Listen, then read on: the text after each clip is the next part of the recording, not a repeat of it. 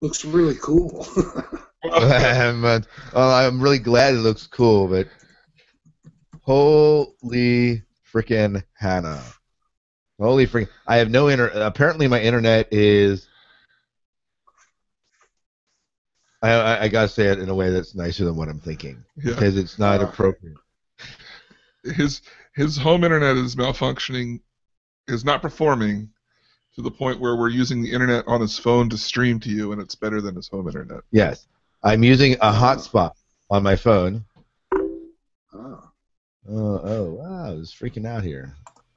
Oh, here's Roll. All right. Roll. All right. Roland.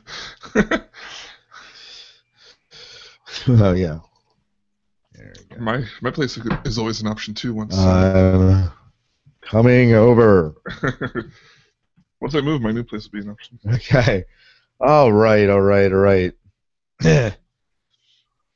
Well, at least we are streaming. Let's see how much bandwidth I kill on my phone here. But yeah, who's blinging? Is that you? That's me. Raul wants to visit. I'll tell him I'm recording. To tell Raul, we'll just join the chat room. Just get over it. Yeah. They can chat. You can hold two conversations that way or no way. Yeah, it's either there or nowhere. Tell him. You're not with me. You're against me. All right. This app is currently unreachable. All right, I am shutting Facebook down so I don't get any more blings. There you go. Any more blings. No more blings or blooty bloops. I like your glooty gloops. Okay. All right. Are we ready to go here? I am. I'm not. I am. Okay. So Jim, I guess you are the counting man, if I'm correct. Okay. I am recording. All right. 3, 2, 1.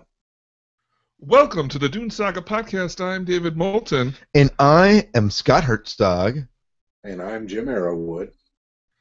And today we're going to be discussing the Dune miniseries that aired on the Sci-Fi Channel in the early 2000s. What was it, 2002, I think? 2000. 2000? 2000. Oh, boy. Yep, 14 years old. 2000, it aired when I actually had cable and could watch it and had really nice internet, which is better than I have tonight. Yeah. Sorry, I'm not bitter. I'm sorry if you're hearing this and I have no clue what I'm talking about.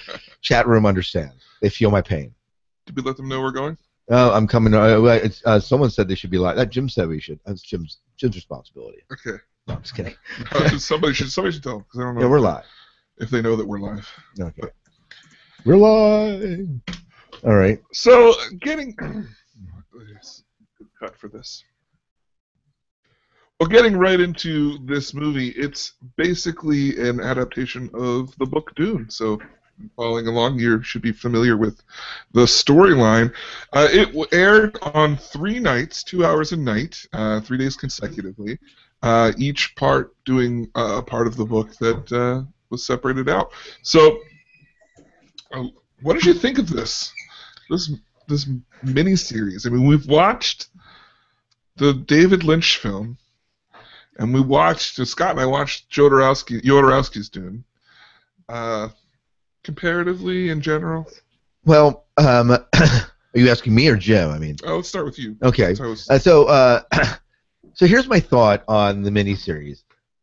If you were to put them all out and say which one do you prefer, hands down for me, it's the miniseries. There were, in retrospect, in watching it, I mean, it's been a year since I watched it. When I watched it this time, there were places watching it 5 hours straight where it did seem to drag. Oh, we're down? Is Jim not there? I still got you. Oh, you did? Well, it says we're down. It says we're live. I don't know.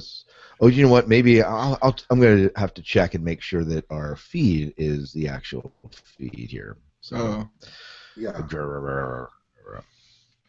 The one that's on. Yeah. So, anyways, that is my thought on the miniseries. I liked it. I enjoyed it. I feel like I liked it better than Lynch's did. Jodorowsky really can't compare because we don't really see what the full effect of that is. So, but Jim, how about you? How did you feel about this? Okay, well, I watched it twice. And the first time I watched it, I was kind of, um, I don't know, it just didn't strike me as being huge and great. But I watched it again, and after I had gotten used to all the character changes and everything from David Lynch's film, I really enjoyed it a lot.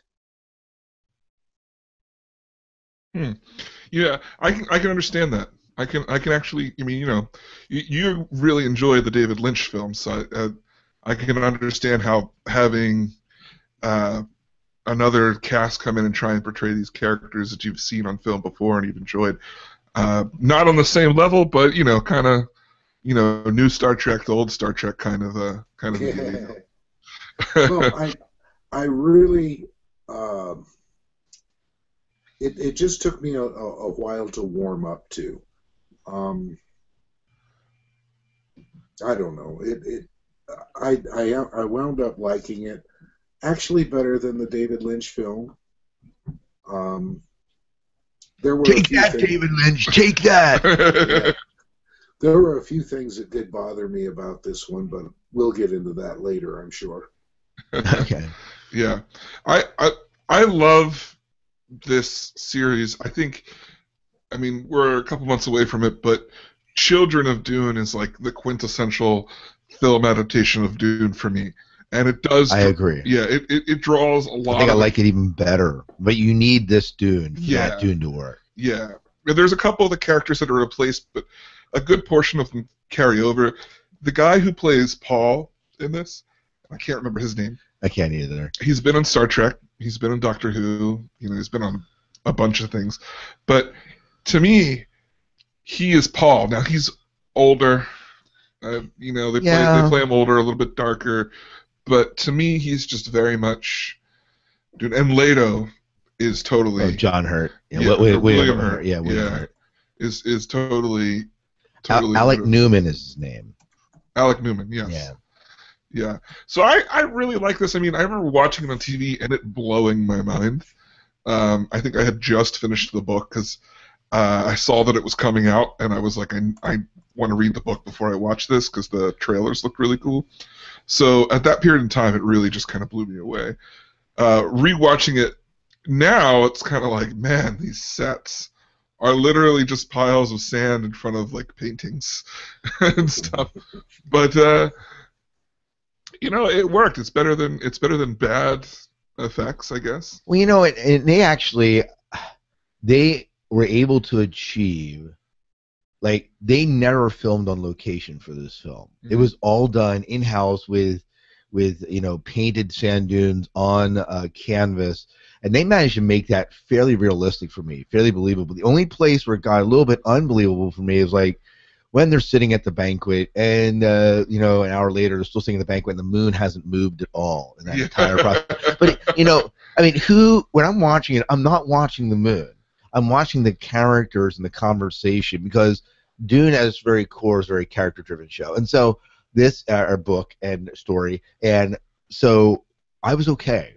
Yeah. I could look past that, and they made what for $20 million, which is what it cost them to make it about.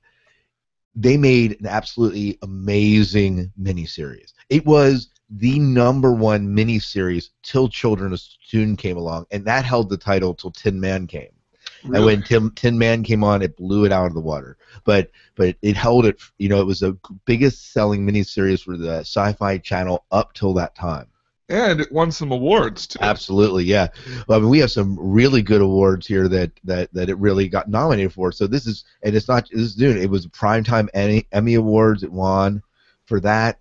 Outstanding cinematography, outstanding special visual effects, outstanding sound editing. So there were a couple different awards that it won. It was nominated for the Academy of Science Fiction and Fantasy and Horror Films as the best single genre television presentation. So, and I mean, even to be nominated for these things is pretty huge. Right. Right. It was up for a Hugo Award, up for the Cinema Audio Society. Man, when we get to Children of Dune, that soundtrack. I Oh. listened to that again and again. Not so much this. The soundtrack didn't wow me the same way, but we'll get to that. I'm jumping ahead. Yeah. It did win for the motion picture sound editors. Won the best sound editing, and yeah. Huh. So those are the awards. Yeah, we won a ton of awards. You know, I just love it. I mean, even so, I think the biggest problem with this miniseries, and I think that it's something that David Lynch tried to get around with his inner monologue to a degree, and his introduction at the beginning. Now this series also has an introduction by Irulan during where the breaks would be and at the beginning of the film, but you need about half an hour with whoever you're going to watch this with. And if they don't know about Dune, you have to sit them down and give them half-hour talk about the universe before you plop them in. Funny you should mention that. I did that with my wife. I explained it to her, and it helped her enjoy what she did watch of it quite a bit. Yeah. Do you feel like that was more important with the David Lynch film than with the Dune miniseries, or equally important for both? What do you mean? Well, so you had to sit down and give a half-an-hour explanation to someone. Right. Do you feel like, I mean, partly, like, David Lynch doesn't give you a heck of a lot of background. We have 2 hours of a movie. Right. We have about 5 to 6 hours of a miniseries. Do you think that length of time they had to tell the story did away with some of that having to explain the universe? To a degree, but no. I mean, I feel like so with the David Lynch film, it's such a mess that even when you know about Dune, you sit down and kind of like, what is going on in this scenario? So it's like, I don't know how much of a help it would be, but I'm speaking specifically with the Dune miniseries because, for example, as we were ramping up to watch these, before we saw the David Lynch film, my mother wanted to come to the live screenings, and I said, you're not going to know what's going on, and I can't explain the whole story to you, so let's watch the miniseries, but even so, I need to sit down and talk to you. And she repeated over and over again that she really, really enjoyed it, but she needed that conversation we had beforehand to help. She wouldn't have known what was going on. And it's not just her, so like the last couple of times that I've watched the miniseries, it's been with non-Dune fans that have don't know anything about Dune, that like sci-fi, where I've said, look, this is a good movie. Just deal with me. Just like listen to me for half an hour, and then when we watch this, you'll enjoy it. And every time they're always like, I wouldn't have watched that if you hadn't had talked me through it more. And they wound up usually really liking it. One of the guys actually went out and bought them both. Well, now, what about it do you feel like you have to explain? Break it down. Don't give us the half-an-hour version, David. Yeah. Just like well, yeah, I think most of us are familiar with the story at this point. But it's like you need to explain the worms, the relationship with spice and the galaxy, the brief overview of the politics, and what's initially happening, and why they're going to Arrakis, the idea of the Emperor. Then the big ones that you have to is like just briefly explain why the Spacing Guild is important and what they are, what the Bene Gesserit are, and like what a Reverend Mother is. Like those are big three things that make a huge difference. Otherwise, like why do people like what's that creature? And I don't understand why it's important. So, well, let's bring this back to the miniseries itself. And Jim, I have a question for you. As you watched this miniseries, how did the actors coincide with their characters? I mean, what did you think of the portrayals of the various characters that we saw through the Lynch films, that we imagined as we read through the Dune series? I mean, how did that feel to you? What were the characters that were hitting the mark? Were there any that were absolutely missing the mark for you? Well, let's see. I thought Gurney was outstanding. I was very happy with that one. Fenring, I didn't like him. That particular actor. Brad Dourif did a better job. I'll give you that. Well, Brad Dourif was Piter. Oh, he was Piter. He did a better Piter too. it was really neat that they put Fenring in there, but I saw Fenring as more as a stronger character. Definitely older. Leah was too young. The actor was too young. I wasn't real happy with the Ginaz fighter. It just blows my mind how I can't remember these things. Duncan? Yes, Duncan. I was very happy with William Hurt, Alec Newman, Saskia Reeves. I thought was outstanding. I liked the Emperor, Laszlo, or no, well, whoever played the Emperor.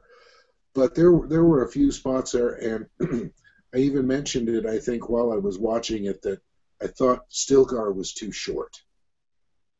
Mm-hmm. Matthias in the chat room says that Raban's hilarious in the mini series. Yeah. Definitely a more over the top. Well, no, wait. Lynch's was over the top, but he still feels over the top. Right. In this one. At least we're not milking cats. Yeah, that's for sure. Well, when we talk about the characters, I agree with most of your assessment there. I did you like the Emperor, Jim? Yes, I did. Yeah, so I thought the Emperor did good. His sister, Paul's sister. Alia. Yeah, Azalia. I almost liked the Lynch version just a little bit better. I liked her in this one, but I really liked how eerie she was in the Lynch version. I think. Yeah, Alia in the miniseries was too childlike for me. Yeah, I would agree. She should have been more knowing, being born conscious. Yeah. And there was one other one. Lady Jessica I liked. Mm-hmm. I thought she did well for me. She not only does she play the role okay for me, but she, her beauty-wise, kind of fits my idea of how she would be pretty. Yeah, well, we need the green eyes. Same thing with Irulan. I thought she was incredibly well done. Yeah. Yep, I would agree with that. What did you think of Beast Raban's brother? Fade. Yeah, Fade Ralph. I felt that he's good. I mean, I like that he's kind of like a womanizer, and they play that up more. Right. In it, so you get the idea that you get the Baron kind of commenting on him, but it's very blatant that Fade is into like just a playboy lifestyle. Oh yeah. Now I have a version of it that I think is underrated. They did because they released a couple different versions of this, and so there was a lot of nudity in the one I was watching. That's the one that I have too. Yeah, and I was like, "Whoa, I don't remember this on the Sci-Fi Channel." But it played into that feel. I'm going to be honest though. Again, in his character, I almost like Sting better. I think Sting. I agree totally, Scott. There was nothing about Fade in this miniseries until the very end that stood out as special, other than that weird triangle he had attached to the back of his head. Right, and then I guess when he tries to assassinate the Baron at the one point, and so I guess you have that. Yeah. And they don't have that in the Lynch version, I don't believe. Fade needed more screen presence, probably a more prominent actor. At least for our audience here. I don't know how prominent that actor is overseas. Yeah, me neither. Yeah. But we needed someone that would call attention to themselves the way that Sting did. What about thoughts on Chaney? I like Chaney. Yeah. I really did. I do too. Yeah, I liked her a lot better than I did the David Lynch version. Yeah, I would agree. Agreed. She seems more appropriately Fremen. I don't know how else to say it. I don't even know what I mean by that, but she just personifies the Fremen better than the other girl looked to Los Angeles. She was probably. Probably, yeah. Probably was Los Angeles. Yeah. No, I agree. She had the skin that a person would imagine from someone who lives in the desert. Uh, she just portrayed everything a lot better.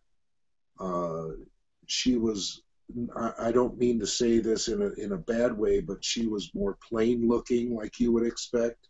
Uh-huh. Um, still pretty, but more plain looking. Mm-hmm. One of the things that I enjoy about this miniseries, and it's not uniform, so I think that bugs some people, but to me, when looking at a culture that's filled with people from all over the galaxy, there was the accents were all over the gamut here. They're just like, one guy supposed to live next to the other guy sounded totally different, but it worked. Like even just Cheney's accent compared to Paul's American accent, or even just the way that Paul kind of talks has like a weird way of putting connotation into his words. But overall, I really enjoyed that aspect. The most of the Mohayam has like a weird accent to it. I don't know what nationality, but it just worked for me. Yeah, I didn't really pay attention to the accents too much, but there are people that it certainly would bother, I would think, if they're not consistent in it. I may have just watched this one time. Yeah, maybe.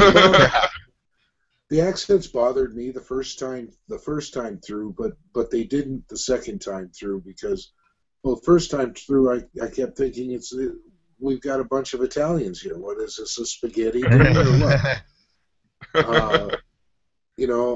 But I set that aside the second time I saw it, and went a little bit deeper and noticed some other things. Like you mentioned earlier, the sets. Mm-hmm. I really enjoyed the way the sets were, as you say, just a pile of sand in the middle of the stage. That gave me a more intimate feeling, like you would get if you're reading a book. It had more the feel of a book than the David Lynch movie had. How did you feel about the Fremen? I mean, I know they're your people. Did they personify Fremen as much as you'd like?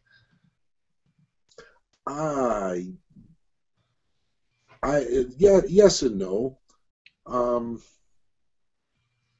I didn't have a problem, I guess, with that. I don't think they showed them the Fremen culture in this movie as much as they could, probably because of money. Mm-hmm. But, I did think that they showed it more than the Lynch film, though. Yeah, but still not like entirely. No, I agree. But you had like the whole fighting to the death. You had the you had that scene. You had some of the weirding training. You had him being attacked. There were more of the philosophical aspects of the Fremen in the miniseries, but less of the actual what they do, how to ride a worm, how to put on a still suit, things like that. So. What do you think about the navigators, guys? Almost there in the portrayal of better than Lynch. Better than Lynch, but not quite how I imagined them. Now, when we got to Children of Dune, they are freaking awesome. That is exactly how I imagined them in my head. Is the way that they are in Children of Dune. Even as soon as I saw it, I was like, almost what I was thinking in my head. So they're almost there because kind of a deviation or whatever. But why don't we move into like favorite moments or things that we liked about the film as far as beyond the characters? Is that what you were thinking? I want to make one more comment about the Fremen. Okay, let's talk about the Fremen. Yeah, this is something that that always bothered me, and then I'm going to reference this probably a couple times today because this is like the last time I watched it was with my mother, and she was, I spent all this time explaining the characters in the world, and then she's like, "Why aren't they wearing their suits?" As soon as they would get to the siege, which was mostly outside, like they would all strip down to regular clothes. And she's like, "But they're outside. I don't understand." And that always bugged me because I think the still suits in these movies, like they look like still suits to me. Yes. With the face guards and then like some of them like completely cover the head. But then as soon as they get to Siege Tabar, which is basically an outdoor market, they're just back in regular clothing and they're outside. And that's always been one of those things that's like, what? Man, I think that almost has to be a. I mean, can you imagine filming actors covered like Yeah, they did? they don't want it. It almost. I mean, they almost have to do that filming. But I understand why it would bug. It just. Yeah. Well, even if they were just still wearing the suits and didn't have the guards on anymore. But yeah, anyway. Yeah. So moving on. Yeah. So let's talk about a point of the movie that we thought really had really shown for us. That were really solidly done. That when we go back to the movie, we said, "Oh, this was a point in the movie. I really loved this point in the movie." And maybe in there we can mix in stuff that, well, this part I just wasn't crazy about. So why don't put you on the spot, David? You're first. The point where Chaney took. No, I'm just kidding. Whoa! Whoa! The point where. Ooh, chicka wah wah.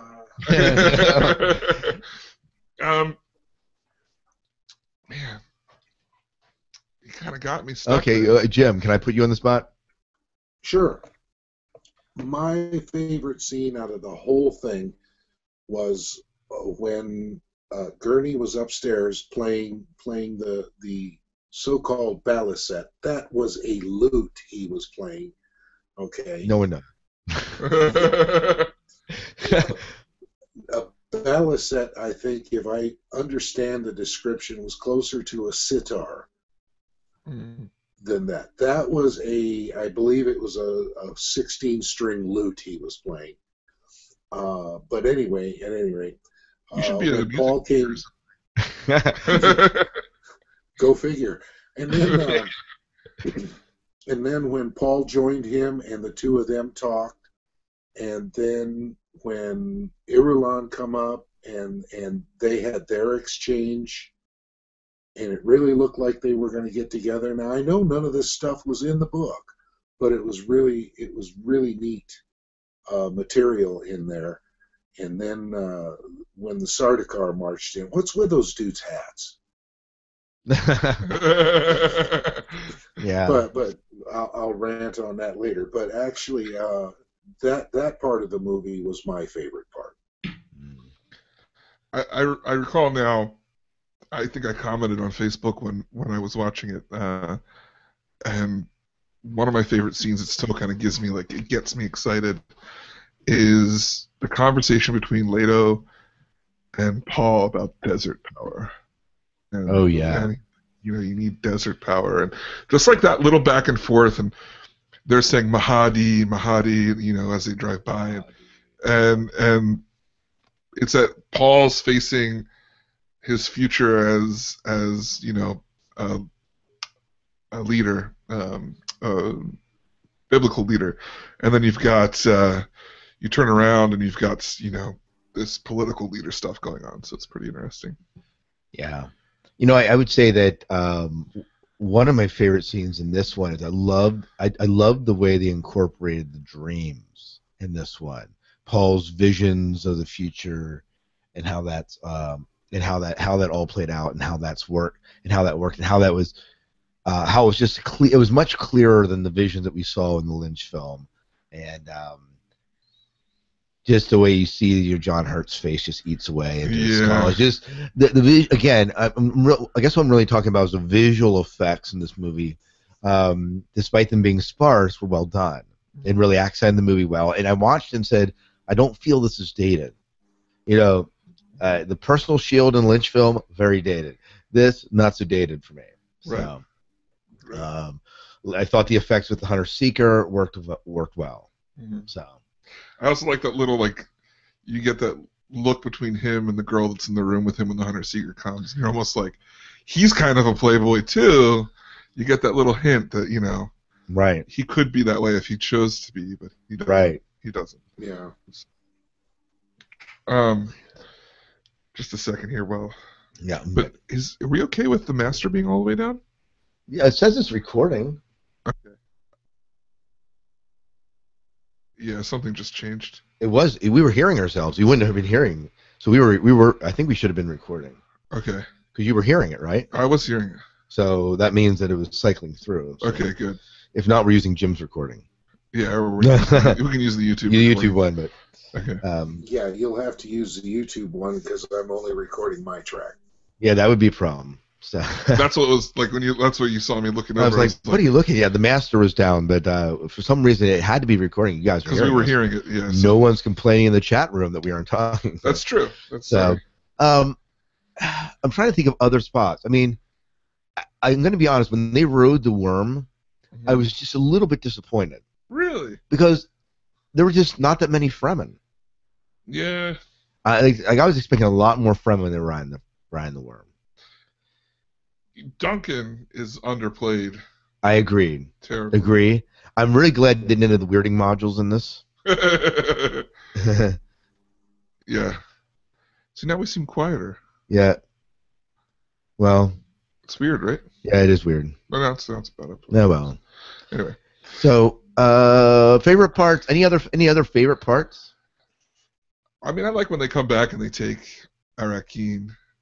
I just think that's kind of powerful scene there. That whole conversation between him and the Emperor. Yeah. Yeah. I really like the Emperor in general. I just think that he fits the role. You know, one of the things that this movie is, I was reading something today, and while I kind of agree with it, I thought that the ending of this movie was more in line with the book than the Lynch film. Mm-hmm. However, people still faulted it because they didn't take the ending far enough. Because does he get married to Irulan in the miniseries? They allude to it. They allude to it, but it doesn't happen. Yeah, I think it ends with them saying like she'll have his name, but we will be we'll be the ones that are really running everything. Yeah. So some people faulted it for that. Was there anything, Jim or David, that you felt was missing from this movie that really should have been there that they just didn't put in? Jim? No, he's here. Okay. I'm trying to think, and I was very satisfied that they did portray the book quite well. And I was even pleased with the extra stuff that wasn't in the book that they added in to like help out. Yeah, like what? Oh gosh, well, like the scene that I mentioned. Oh yes.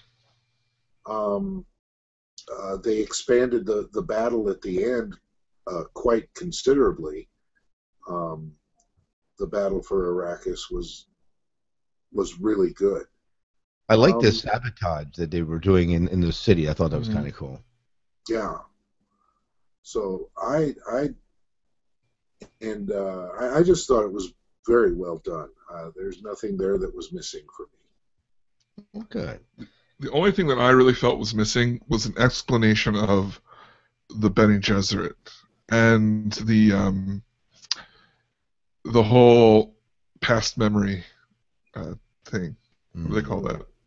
The genetic memory? Genetic memory, yeah, because like the part of the eeriness of Alia is, and like they kind of bring it up a little bit, but and there's that cool scene where you're in Jessica's mind and she sees the area she's not supposed to go to and all that, but it's not really.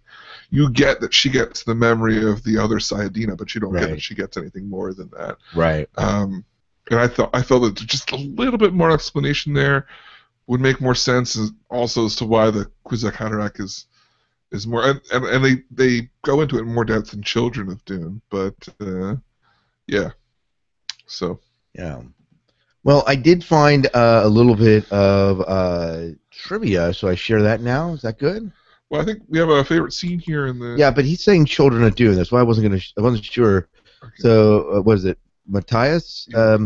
He says his favorite part is probably the montage near the end of the first episode of Children of Dune, where Chani's giving birth. Well, that happens in Children of Dune. That doesn't happen in Dune. Right. So we'll save that for next time, or whenever we do that. So, so do we want to talk about? I have a little bit of trivia. Yeah, let's do it. Should I share it?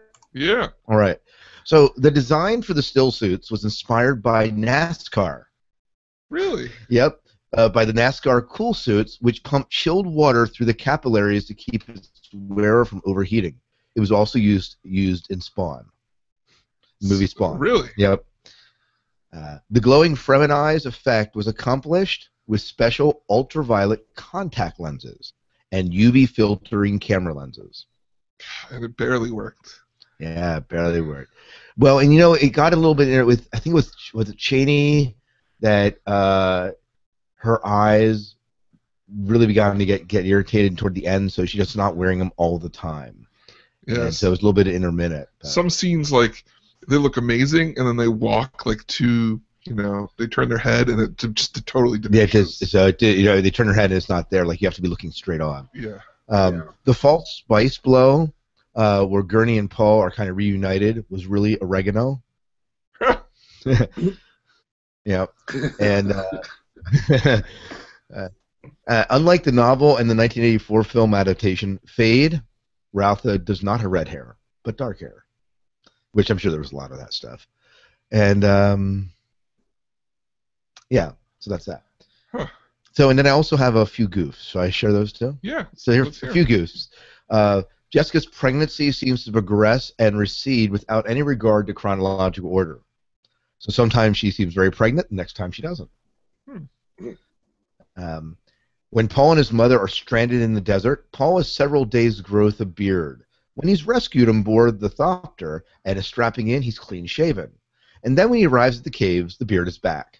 And when he leaves and is on board the Thopter, he's clean-shaven again. So his beard comes and goes as well. And then the last thing was the computer-generated Thopters have fans on the back of the wings to make them fly. The actual close-up models are missing these fans. Huh. So I like the design of the Thopters. Oh, I know. Yeah, you think you'd mentioned before that these are probably the closest to...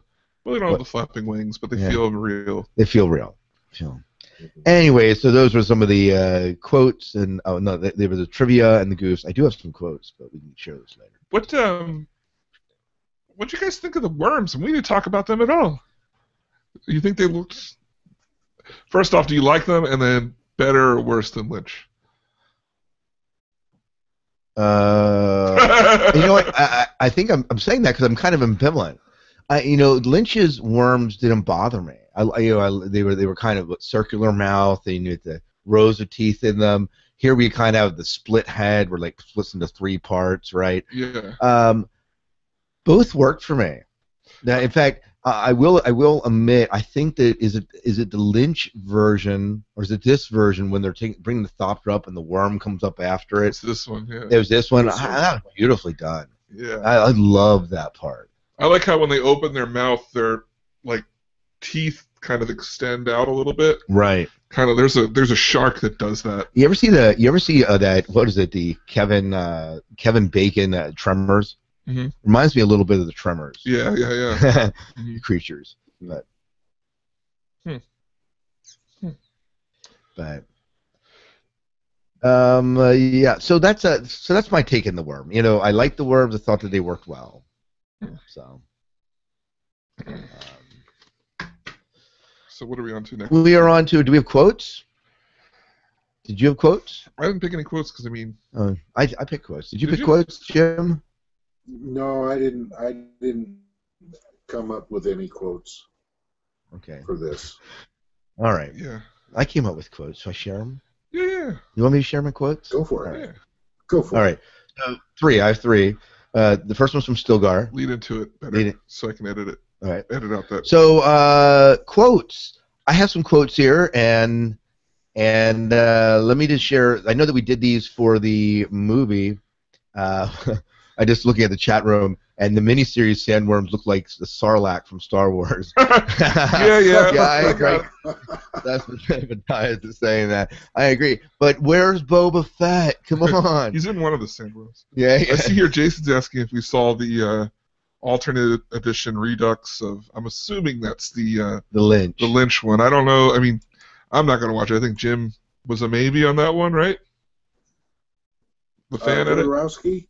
No, the Lynch movie, the fan edit. Oh. No, you. No, I had no plans to watch it. He had his fill of Lynch. Yeah. Quotes, right? Yeah. So I have three quotes that I thought I'd share here that I brought in. I know that we read the book and we shared some quotes, but the movie quotes sometimes are a little bit different. And so these three stuck out to me. The first one's from Stilgar. sometimes it's better to miss an opportunity than to invite disaster. I thought that sounded like a good Confucius saying. And then Cheney, I believe that sometimes it is necessary to share the one you love with things greater than both of you. I thought it was a pretty good quote. And then the last one is from the Baron. Never become more popular than the boss unless you intend to sack him. Oh, that's right. That was awesome. Yeah, so that's we didn't talk about the Baron much. Yeah. I love this Baron. Yeah, wasn't quite as over the top. Much more cunning and I want to say diabolical. That's not the right word, but much more cunning and devious than the other one to me. He was also quite poetic. Yeah. The rhyming. Yeah, the rhyming. Remind me of Muhammad Ali. Oh. Yeah. I like Irulan's narration, and I think whenever I think of this series, the biggest click that comes into my head is the saga of Dune is far from over. Like there's so much, like you could say that at the end of all the books, and it would just fit perfectly. She just does. The actress is just perfect. Yeah, it works. It works. Well, what else do we have to talk about? What do you think of the music? We mentioned it briefly, but what did you think of the way the music holds the series together? I think I think it really glues together in the next one when they hint back at some of the same themes. I think that really makes a huge difference. Yeah, this I felt that the music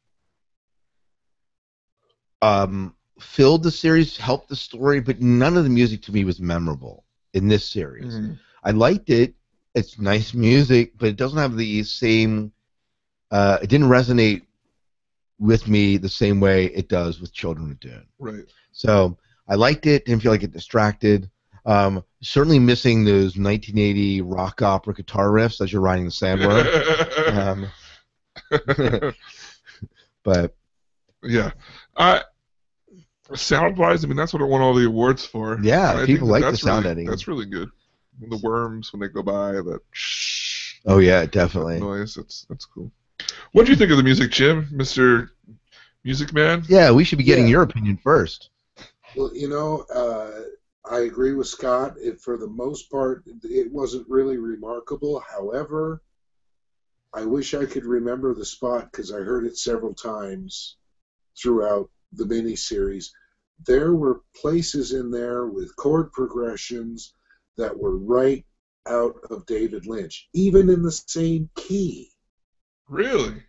Yes, and I'll tell you what I might do to show you what it is.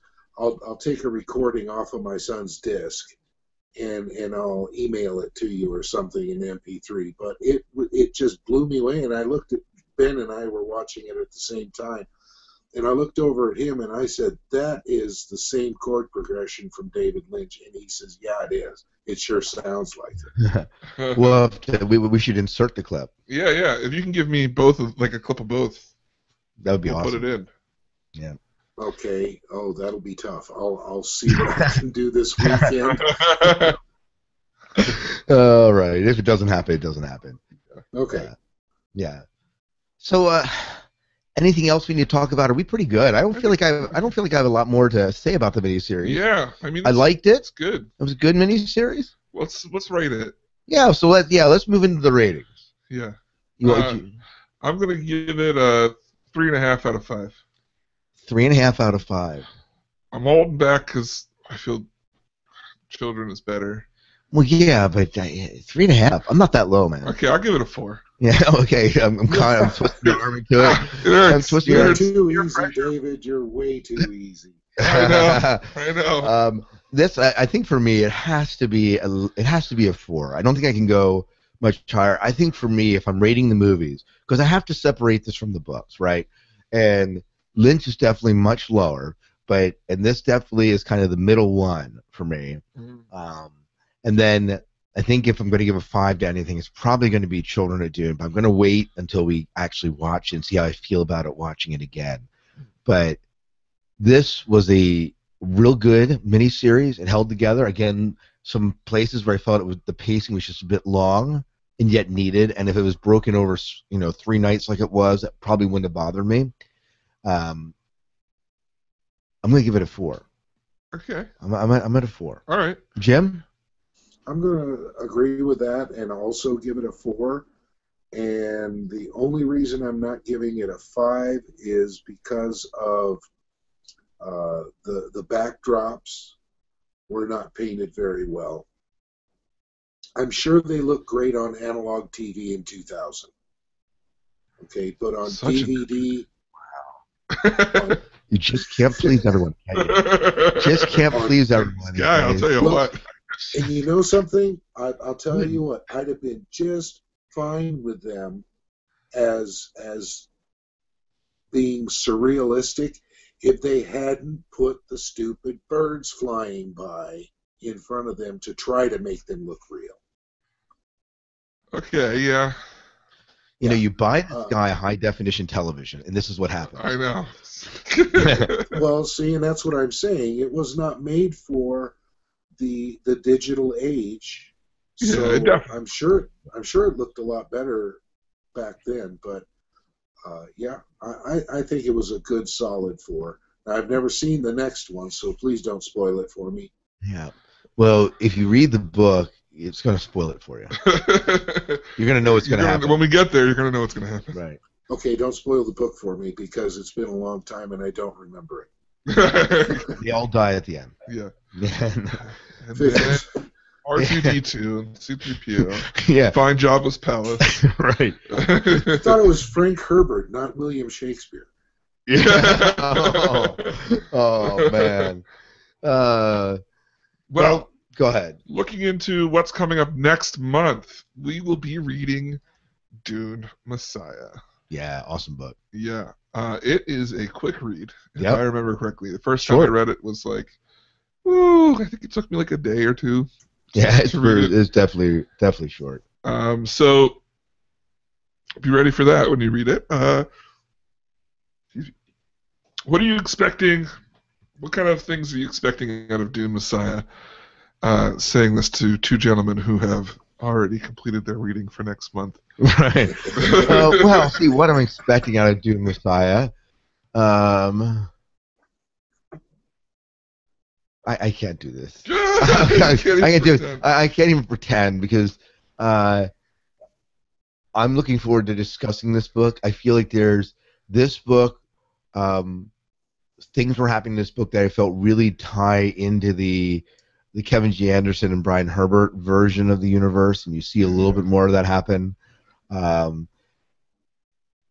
You get a real solid a real deep exploration of prescience. I'm excited to be dialoguing about. That's all I'm going to say. We're going to see a lot more of Paul just dealing with becoming this massive political leader as well as a religious leader. Right. So that'll be pretty interesting. Yeah. But Jim, what are you looking forward to?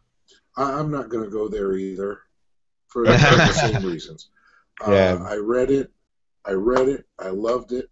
I'm really looking forward to talking about it, and I'm going to listen to the audiobook too. So. Oh, good. How about all you listeners out there calling these guys out for reading ahead? Oh, man. So much. Are you on Children of Dune? I cannot, in good faith, answer that in this podcast.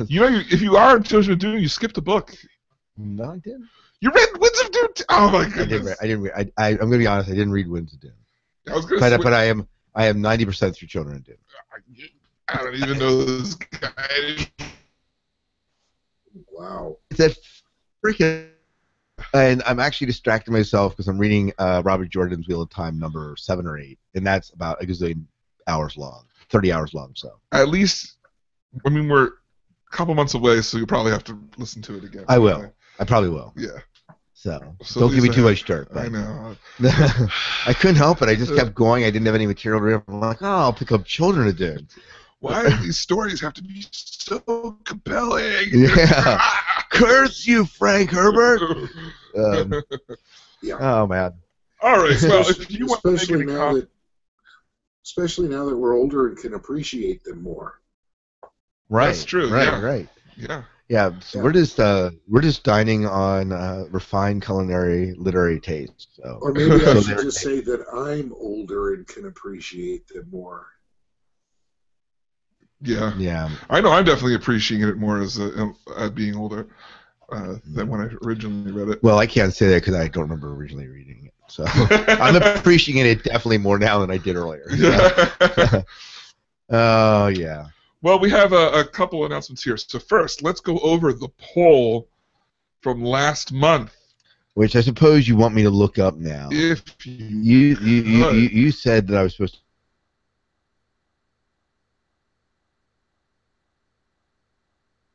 Company goes, I'm not going downstairs. Yeah, yeah. Like, I'm like, this isn't that type of show, David. He goes, no, that not that poll. I like how you didn't you leave it out there that there is a poll downstairs. Yeah. So what is it? Where is it at? Is it on Go to the any of the posts. any of the posts? Yep, that's how it is now. It's at the Oh. bottom. It's at the bottom of all. What?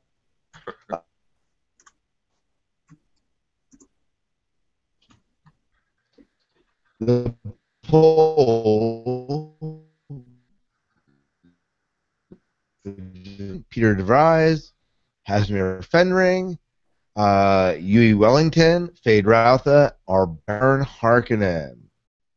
And what was the answer? Who do you think won before we go? I'm gonna think Peter DeVry. Okay. How about Jim? What's your call? I would have to go with my favorite, Fenring. I'd take Fenring anywhere with me. And hands down, Hasmir Fenring rocked the boat. 65% of you said that you would bring him along on an evil adventure. Yeah. And that was at 65%. The next closest was Fade Routha. Really? And then it was a tie for third place with Peter DeVries and Baron Harkonnen. And Baron Harkonnen. And then distant at 3% was Glossu Raban and Yui Wellington.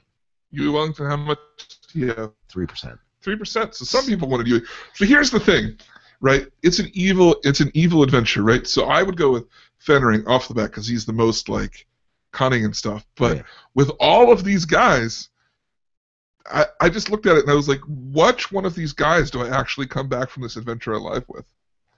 Because Fenring would just take you out. Yeah, all of them will assassinate me midway through the adventure, except for Yui, who wasn't even that evil. So it's just like, I don't know. I mean, Fenring for sure. If you were like Shaddam, Fenring all the way, I would if you thought you could trust him. But Yeah. I don't trust any of them. Are we gonna have a new poll next month? We do have a new poll, and let me pull it up quick.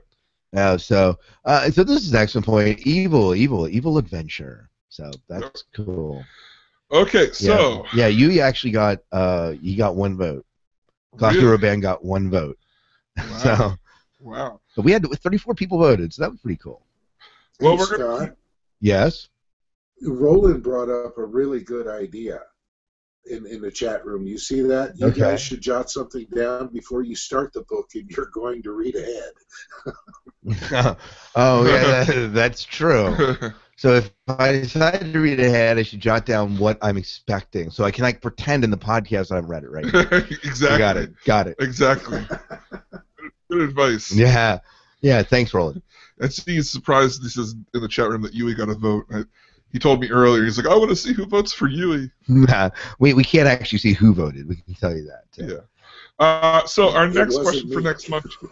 It wasn't the three of us. No. 4 of us, if you include it. Yeah. Question for next month. Next month. Yeah, next month. The question for next month is: which is your favorite actor-character combination in the 1984 Dune feature film? So we have Patrick Stewart as Gurney Halleck, Freddie Jones as Thufir Hawat, Richard Jordan as Duncan Idaho, Dean Shockwell as Yui Wellington, Francesca Annis as the Lady Jessica, Jurgen Prochnow as Duke Leto Atreides, Paul Smith as the Beast Raban, Brad Dourif as Peter DeVries, Sting as Fade Rutha, Kenneth McMillan as Baron Vladimir, Everett McNeil as Stilgar, Max von Sydow as Liet Kynes, Virginia Madison as Princess Irulan, Gene Young as Cheney, and Alice Witt as Alia. Is Paul on here? Mm. I don't think Paul's in here. No, Paul's not We'll in there. put Paul in there. We'll put Paul in there. Yeah. So that's the And poll add question. all of the above, will you? All of the above? All of the above. All the above, yes. or D, or like C, none of the above. None of the above. Gosh, Yeah. that's going to be a difficult one. Yeah, it will. I think I have mine picked out already. I'm not going to tell you, though.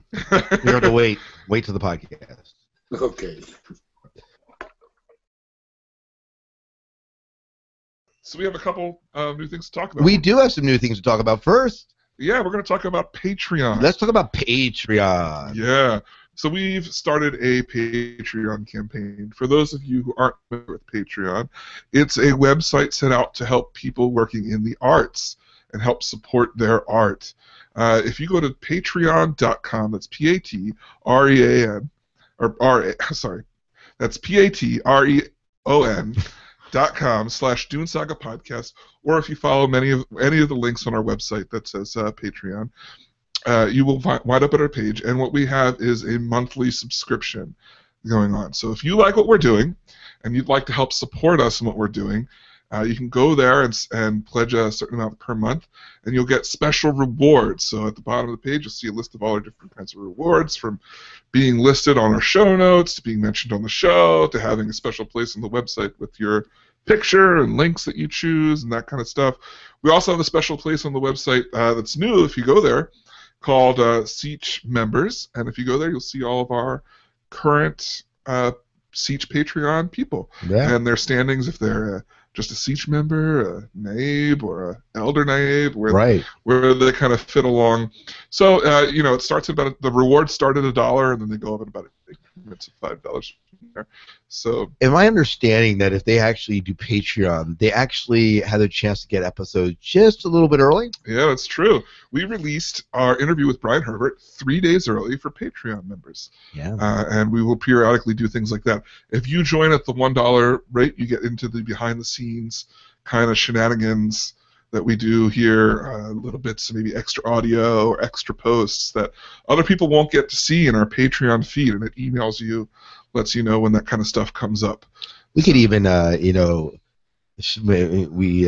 probably shouldn't discuss it on the air here, but maybe we can even look at having a guest who would be interested in coming on as a fourth person to talk if they sponsor a certain level. Yeah, there is a certain level that gets you into a quarterly Google Hangout. Ooh. Yeah, where we'll talk about Dune or anything else that you'd like to talk about. Subsequent levels under that get you the link to watch that. Do you know what would be awesome if we could get Brian Herbert in that? That would be pretty cool. That would be pretty cool. So no promises there. No promises there. Some of the goals, the reasons that we're doing this is there's cost for hosting the website and all that kind of stuff, as well as each of us are purchasing the books as we go along, and that kind of adds up along the ways. Other things is we can upgrade our equipment, get better cameras for you guys to watch us. Yeah. Watch us live. And someone's complaining that David didn't have his own personal camera. I know. Right up close, like just screenshot right here. Yeah, right in your nose. And then there's the all-elusive goal of bringing Jim to our area. Yes. And doing a all-together podcast. That would be magnificent. That would be awesome. So yes, if you're enjoying the show, please go to patreon.com/Dune Saga Podcast and become a supporter. We thank you for everything you do for us. And don't forget as well that we have an app, and some of you have been saying we get some response on the app. People are liking the app. And all the episodes are released on the app. Typically, it takes about a day for me to get them up there, so after the release. But they are there, so it's a convenient place to listen to the podcast and to stay in touch and to favorite your episodes and to respond and email and do all that neat stuff that you can do from the app. It's the Zogpod Collective, ZOGPOD Collective, and there's a couple other podcasts that are a part of that app, but the Dune Saga is one of the prominent ones that is there. Every week, it seems like we were putting out an episode last month. It may not always be that way, but we're getting a lot of content out. It's been good last 2 months, every week almost. Yeah. So, also, we have our listener feedback show. So if you want to be a part of that for Dune Messiah, or if you want to comment on this movie or anything else in the Dune universe, you can go ahead and email us at dunesagapodcast@gmail.com. You can comment on our Facebook page, facebook.com/dunesagapodcast. We're on Twitter @dunesagapodcast, and we have our voicemail number, which is... And you can call us at 126-0577-CHAT. That's 1-260-577-2428. So I think that about wraps us up. It does. Yeah. So once again,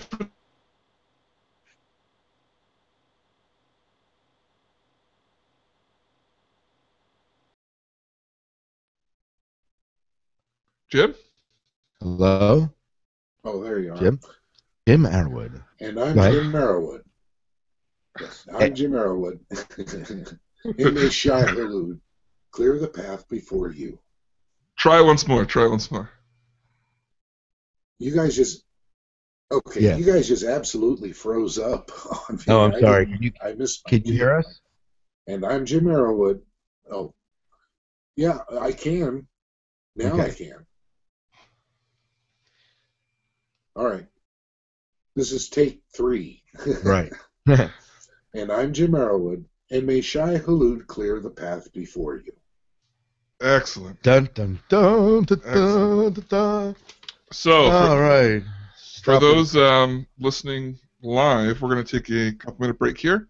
Bathroom break, drink break, and then we'll be back for the listener feedback show. Part 2. All right. 2. Okay. All right. Let me start a new track here.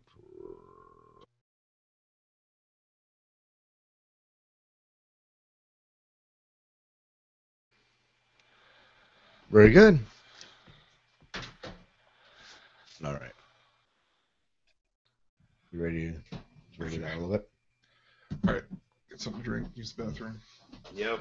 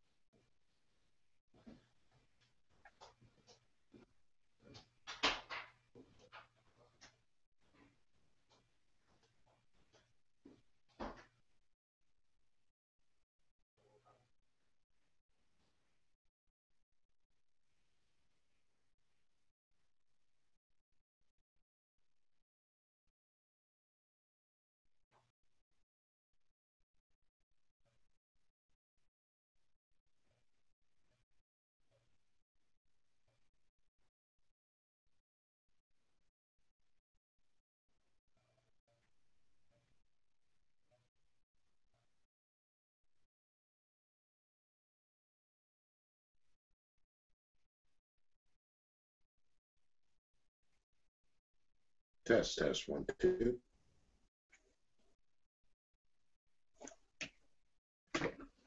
Okay.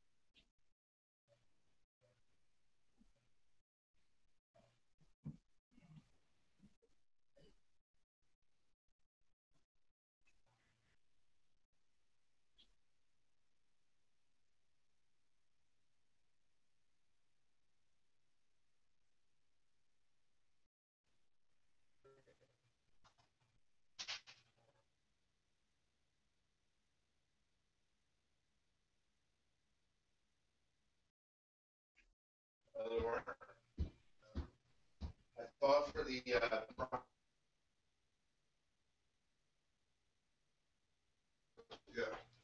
There wasn't like a whole ton of nobody making like any real long lengthy stuff. Yeah. All right. One guy was talking more about the Babylon project. Oh yeah. All right. All right. Whoa, we keep blazing off. So that was a little bit while ago. Yeah. Yep. Whoa. Oh, froze up in him too. Still frozen or okay. Let's see.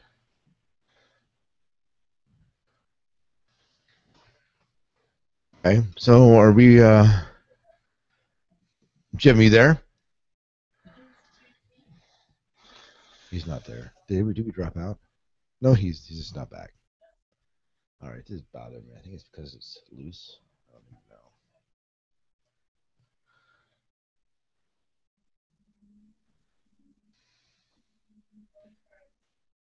even know. We can start the podcast without Jim. I'm just kidding.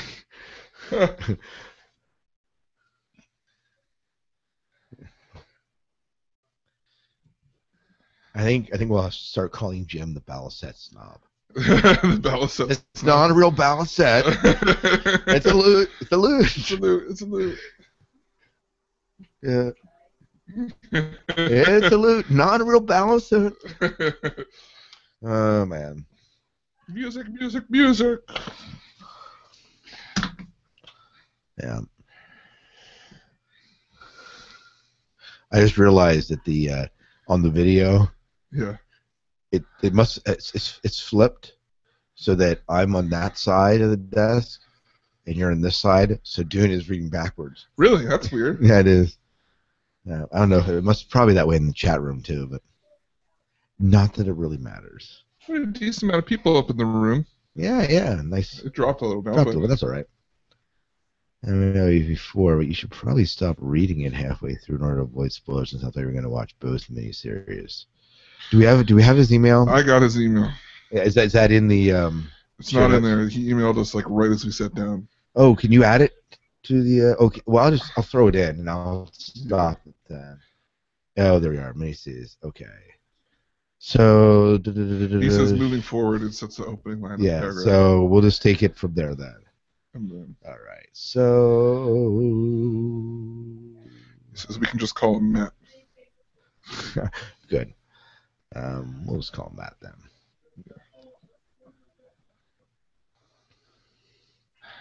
Okay.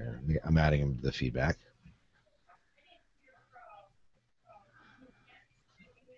Okay. Come on. All right.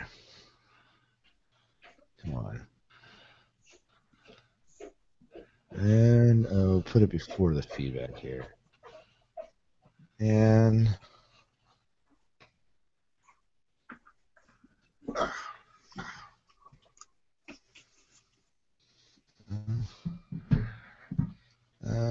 did you have anything else to say here? Okay.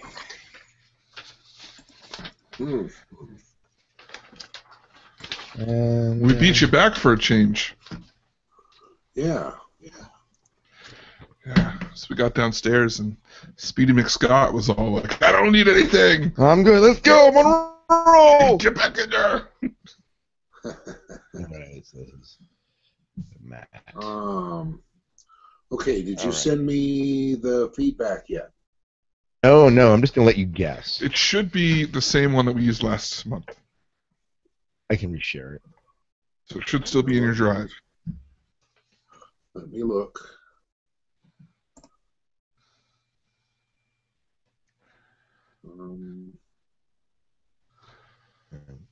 No, I don't have it. I'll reshare it here. Okay, altered. All right. It won't let me share it with you. So why wouldn't it let me share? Probably because it's already shared. with it? No, it's just not loading up the shared. Oh. Here we are. No, it's shared with your other email address. That's why you're not seeing it. I know. Oh, hang on. Let me check that one. No, don't worry. I reshared it with the correct one now. You have all these emails because you like to lord over them, don't you? Yes. King of the emails. I am the email king. We're on to you, Jim. He likes to ride his emails into the desert. But only to 80 Brock. Yeah. I still Performed by a Balasat. A real Balasat, not a stick and loot. Yeah. Yeah. Lutes have too many strings. I don't have it. You'll have it. Hold on. I think I got it. Refresh your stinking browser, Jim.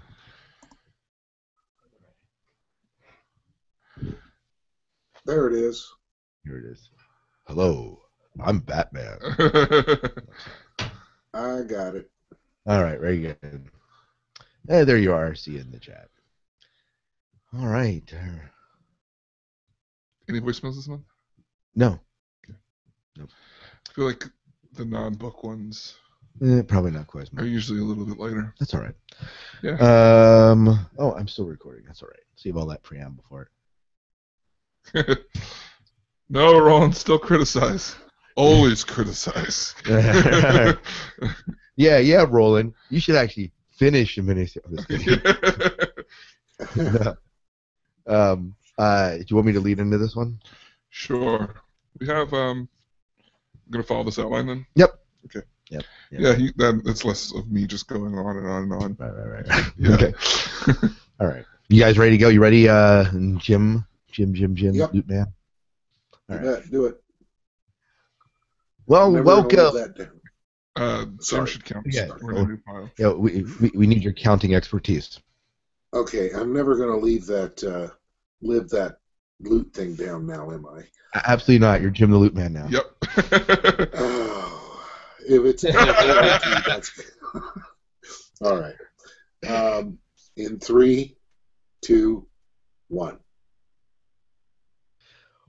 Welcome to the Dune Saga podcast. This is the listener feedback show for the Dune miniseries that aired on the Sci-Fi Channel in the year 2000. I'm one of your hosts, Scott Herzog. I'm David Moulton. And I'm Jim the Loot Man Arrowwood. And in order to get that joke, if you did not listen to the main show, you will want to listen to it because Jim went off on a tangent about how they were playing a lute and not a ballast in the Dune miniseries. So shame on them for getting it wrong, Sci-Fi Channel. Shame. So that's it. You invite a music teacher to the podcast and look what happens. Well, it's great to be back, guys, just chatting and hearing not only your feedback, but also hearing the feedback from our great listeners here on the show as they talk about the miniseries and the many things that, and in many ways, some other things that they've been watching and talking about how they got into Dune. And I'm gonna be honest, I like the main show, but I love hearing from our listeners as well. Yeah. You know, it's they're both pretty equal to me. Sometimes I love the listener feedback show a little bit more. You know, it's great to get a feel for what everyone's thinking and that knowing that they're listening and want to chime in. Yeah, absolutely, and it's always great to hear from you folks. And you know, one of the ways you can do this is by calling in. And so next month we are going to be reading Dune Messiah. That's a book that's on the docket, and hopefully you started it by the time you hear this, because if you haven't, the good thing is it's a quick read. But we want to hear your thoughts about Dune Messiah, and one of the ways you can get it to us is by calling in to our listener line at 1-260-577-chat, and that's 1-260-577-2428. It's a great way. We love to play voicemails. We love, for those of you that write, and we realize that some of you don't want to hear your voice on the podcast, and that's fine. We're okay with that. But we also love to get those in as well. Mm-hmm. And you can email us an MP3 as well if you'd rather do it that way. Yeah. And if you want to email us, just send it to dunesakapodcast@gmail.com. Yeah, definitely. You definitely want to do that. Well, we have some exciting things that that are happening with the show. So before we get into the listener feedback, why don't we talk about some of the excitement that's surrounding the Dune Saga podcast? Yeah, all of you out there have been really supportive of us, and Yeah, we're grateful for that. we by the can't way. say thank you enough.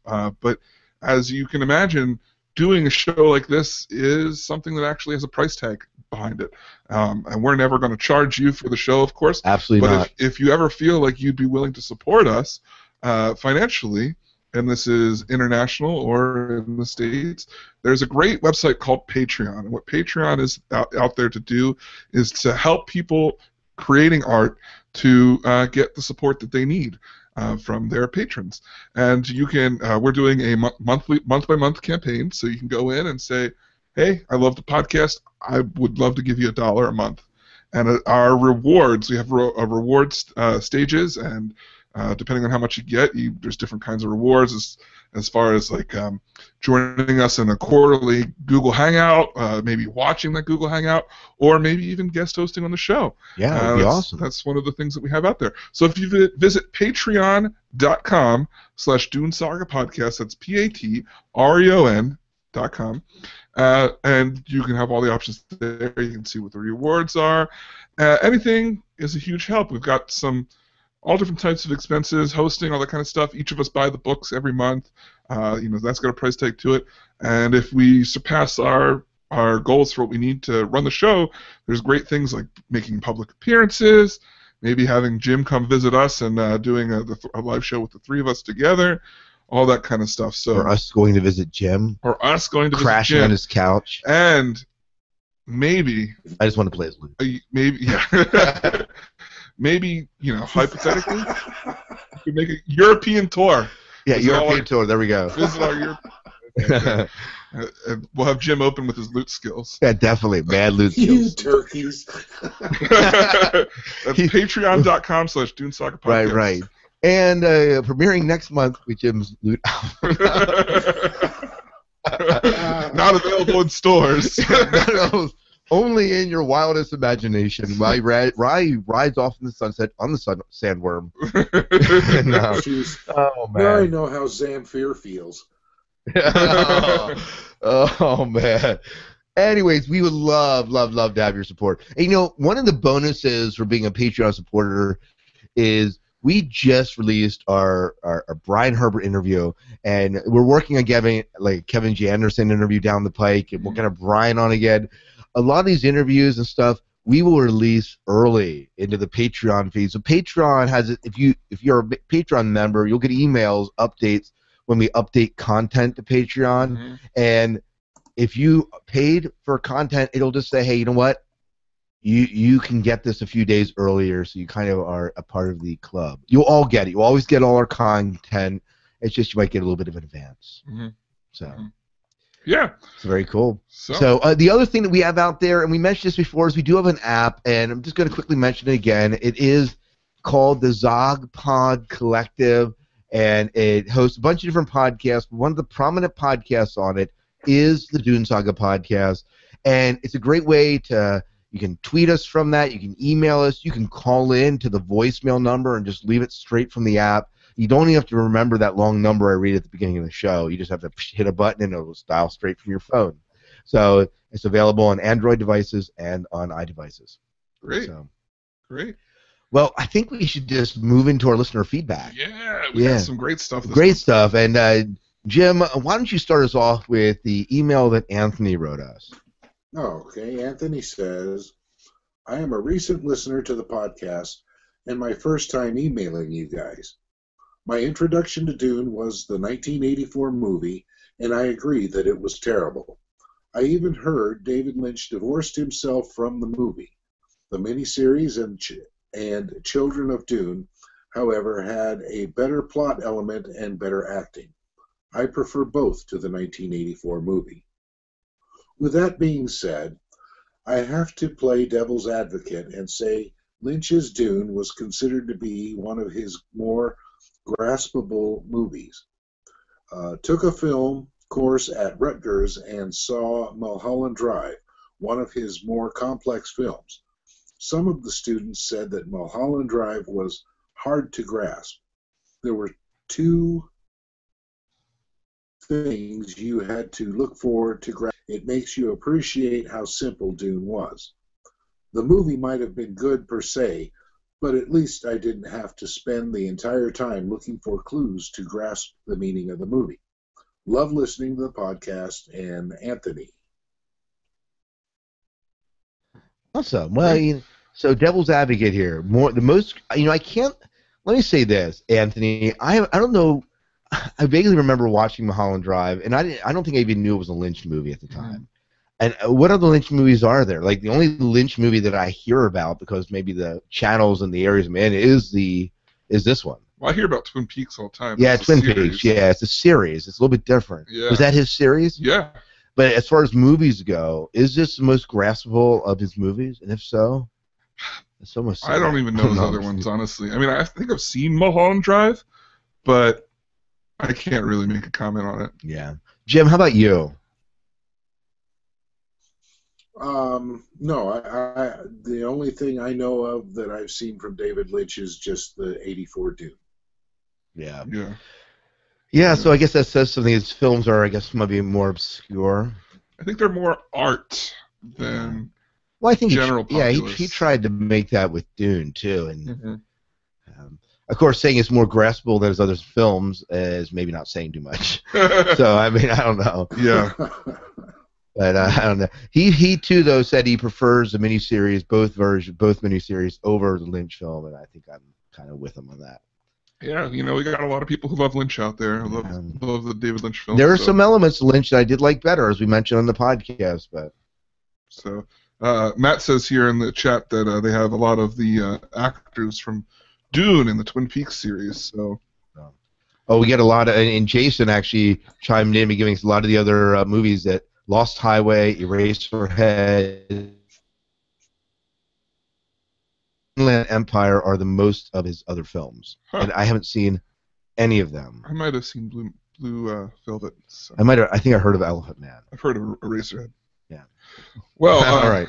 Moving on, Brant Burnett. Loot Man? No, Right, Loot Man. No. That's another one of his films? Yeah, starring Jim Arrowwood. Wow. All right. David, go ahead. I'm bad. Brant Burnett chimes in and he says, in response to your thoughts about my comment on Paul of Dune being a betrayal of Frank Herbert's work. First of all, thanks for the kind words about my bad review of the book.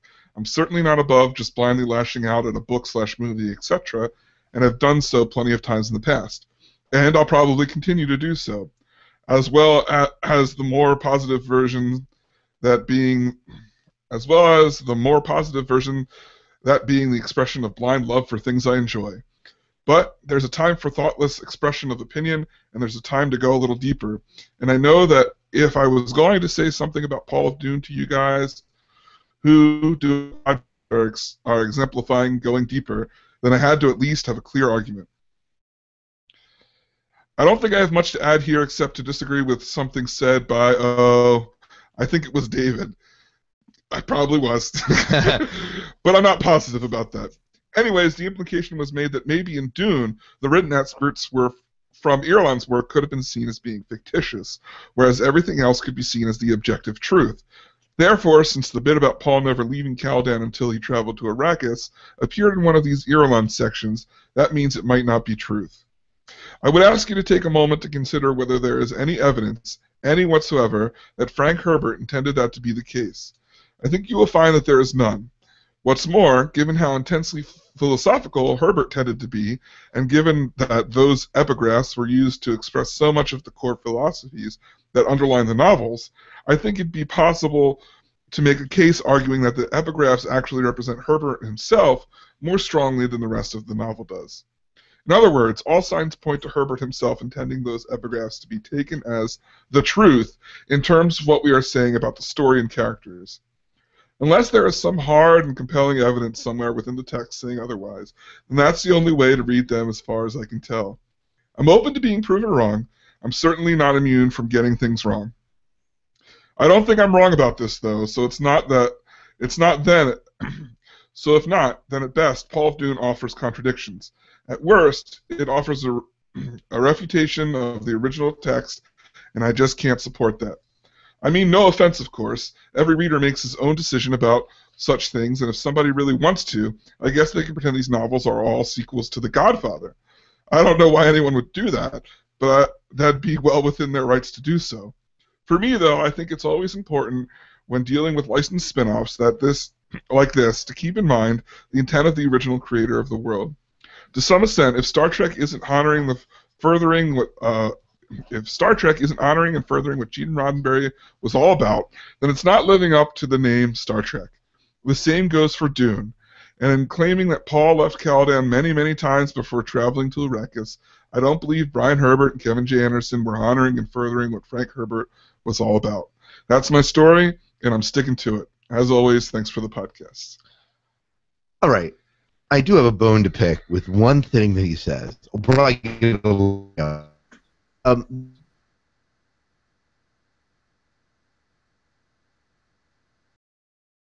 spin-off. It's a continuation of the no. It's a continuation of the Frank Herbert universe, or it's a development of the background of it. And to say that just because they're arguing over this one small bit whether he left Caladan or not, that therefore it's not honoring the Dune universe, seems a bit far-fetched to me. Like, okay, there are certain small things that don't line up, this being one of them. It doesn't discount the rich history that we got in the 6 books that came prior. I'm not including the school books, but the 6 books that came prior to it got in them. Yeah. You know what I mean? That's just the way I feel. I feel like, and you know, again, I'm not saying that there certainly aren't some differences, but I don't know. What's your thoughts on that? Well, here's the thing. I feel like we learned a lot from talking with Brian, and certainly that maybe we should make a note and see what he has to say. But my impression that we got from him was that a lot of this stuff was hinted at in original Frank's stuff. Right. You know, like he spoke specifically about Paul and Jessica's meeting, and how their writing of Paul and Jessica's reading it was taken verbatim. Yeah. Right. So the version in the House books is Frank's version, even though it doesn't match what's said in Dune. Right. So it's kind of like, and maybe it's because it was at a brainstorming stage, you know, that when he wrote it down, that it does have those, like, it's not tied in together. But originally, those are kind of some of the things he was. So it is kind of Frank. No, I agree with that. Yeah. I mean, and who knows? I mean, we'll have to, like I said, we'll have to ask Brian. But I mean, if this was something originally planned or not, I know it's mentioned in Dune Messiah, I believe. We'll see when we read it this month that they do mention that she's inflating the truth to a degree. I don't think they ever dig too deep into it, but that she is. So the question is if what's being read in the epigraphs, what's being written there, is inflated truth. And that's the question he's asking. Right. He thinks it's literal, but is it inflated or not? And you know, who knows? We can't ask Frank; he's no longer around. But, Any thoughts, Jim? Yeah. I'm not going to disagree with what he says. That works for him. For me, all of the books that we have read so far weave into a really great tapestry of a story that I'm getting totally into, and I guess if there's any inconsistency there, it just doesn't bother me or stand out enough to draw attention to it. Yeah. Very good. Well, we do appreciate you writing in, and so don't take our disagreement as don't write in again, because we don't feel that way at all. We love hearing your thoughts, and you can disagree with us again. We would totally welcome it. Totally welcome it. Well, let's move on. We got an email in from Naomi, and she writes this. The miniseries was my first exposure to the Dune universe. I didn't catch it on Sci-Fi. My neighbor passed me the DVD when it was first released. He knew that I would enjoy the movie, and boy was he right. I was glued to the TV, only to take my eyes off the screen to change DVDs. After watching it, I remember sitting and thinking about what I just saw, and later that night, I watched it again. Holy Hannah, so you said, so get this, 5 hours watching it, then we watch it again later that night. Holy smokes. That's like 10 hours of Dune. Holy smokes. So the DV inspired me. This is the awesome part here. The DV inspired me to buy the book and read. This is something that has never happened to me before. 2 chapters into Frank Herbert Dune, and I was hooked. It wasn't an easy read, but I especially enjoyed the bits of philosophy in the book that made me stop to read and think about the lessons to be learned. After reading the first 3 Frank Herbert books, I moved to the House series. I loved reading more about the characters who I grew to love so much. Brian Herbert and Kevin G. Anderson. Wiring was a big change for Frank Herbert, but the quick flow and action in the House series was refreshing. I want to thank you guys for inspiring me to read the Legend series. I was hesitant to start because it was so far back into the past. It turned out to be a wonderful series continuing on to the Sisterhood and the Mentats of Dune. I also want to let you know that I enjoy the polls and wouldn't want to go on an evil adventure with Raban or Fenring because they'd probably kill me.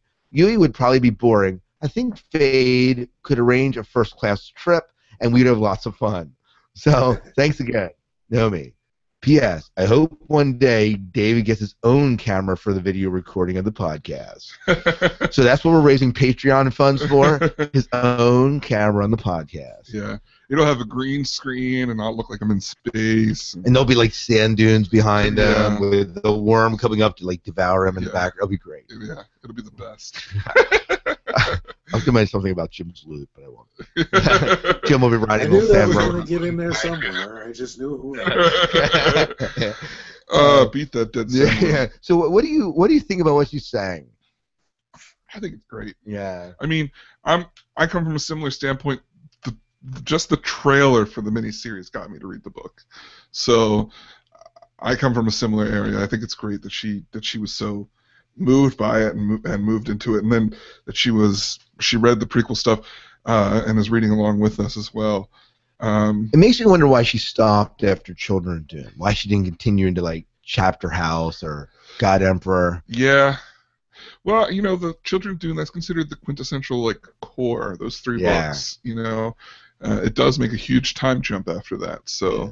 So maybe she just opted to go back rather than do that. So I'm just curious. That's true. So if you want to let us know why you stopped after Children of Dune, we would love to hear back from you on that. I love the enthusiasm here. I have to tell a story.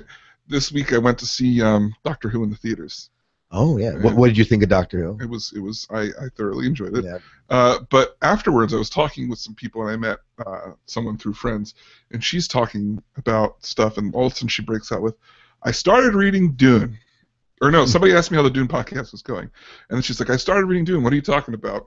And I told her, and her mind exploded when she heard that there was more books than just Dune. And really? She had no idea. And then when I told her how many, she was like, oh, what? You mean you didn't just write Dune? Yeah. So it's that was pretty cool. Well, Jim, why don't you move into Rick's feedback? Okay. I see you left me the one with the hard words. Right. Okay. I'll try and get this right, Rick. Subak ul Kuhar, gentlemen. Love the show, love your work, yada, yada, yada. I'm writing today to comment on something I'm noticing about Frank Herbert himself. Thanks to your inspiration, I have endeavored to finish the Herbert books, as I had stopped many years ago after God Emperor. To that end, I recently completed listening to Heretics of Dune, and greatly enjoyed it. It was fast-paced, exciting, informative, and with the exception of one head-scratchingly odd bit at the end, a comment I will save until you reach that tome in the show, an altogether wonderful book. Upon its completion, I immediately picked up Chapter House Dune and popped it into my car's CD player. Well, I'm now 4 discs in, and we'll skip that part. All has happened. I can't remember if y'all avoids F-bombs on your show, so please feel free to edit this should you deem it worthy of reading on air. I'll tell you what. I'm going to back up for a minute, and I Okay. need you to take that out. Okay. Yeah, we'll just add a loop. I'm going to go. Yeah. Uh, Well, loop playing in the yeah. background. Well, now I'm 4 discs in, and what has happened? In fact, I am struggling against the urge to return the rest of the book unread to the library. It seems that there are, or should I say were, two Frank Herberts. One was an animated, engaging storyteller who wove theory and action into a kinetic tapestry that made you as thirsty for the next page as a Harkonnen in The Great Bled without a stillsuit. The other is a didactic, plotting lecturer, that tenured sociology professor who drones on in oblivious monotony while his students suffer blunt force trauma from tumbling out of their chairs at the consciousness as the consciousness is crushed out of their benumbed brains. This guy can put some words together, let me tell you. Tell me about it. Tell me Yes. about it. Sadly, he did not seem capable of mixing these two styles, and so we end up with things like Dune itself being a marvel, while Dune Messiah is a chore to read. Children of Dune clips along, while God Emperor gets mired in chapters-long diatribes on the social structures and societal pressures. People can say what they want about Brian Herbert, Kevin J. Anderson books, but they are, at the very least, consistent. I'd be interested in your take on this, folks. I also realize you may need to sit on this until y'all have read more of Frank's work, but I wanted to get this sent while it was fresh in my mind. Keep up the great work. Salamaka Allahu wa Nakaraska. Rick, Admiral Marius Tetrald. How do you respond? Is I love the description of the two Franks. Yeah. You know, one was animated, engaging storyteller who wove theory and action into a kinetic tapestry that made you a great metaphor he has written there and beautifully worded. And then the one where the other is a didactic, plotting lecturer, the tenured sociology professor who drones in oblivious monotony while his students suffer the blunt force trauma of tumbling out of their chairs. And it's just wonderfully written, Rick. I love this. I love it. Something to say. Yeah. Well, one comment. He comments on what's Chapter House? Heretic.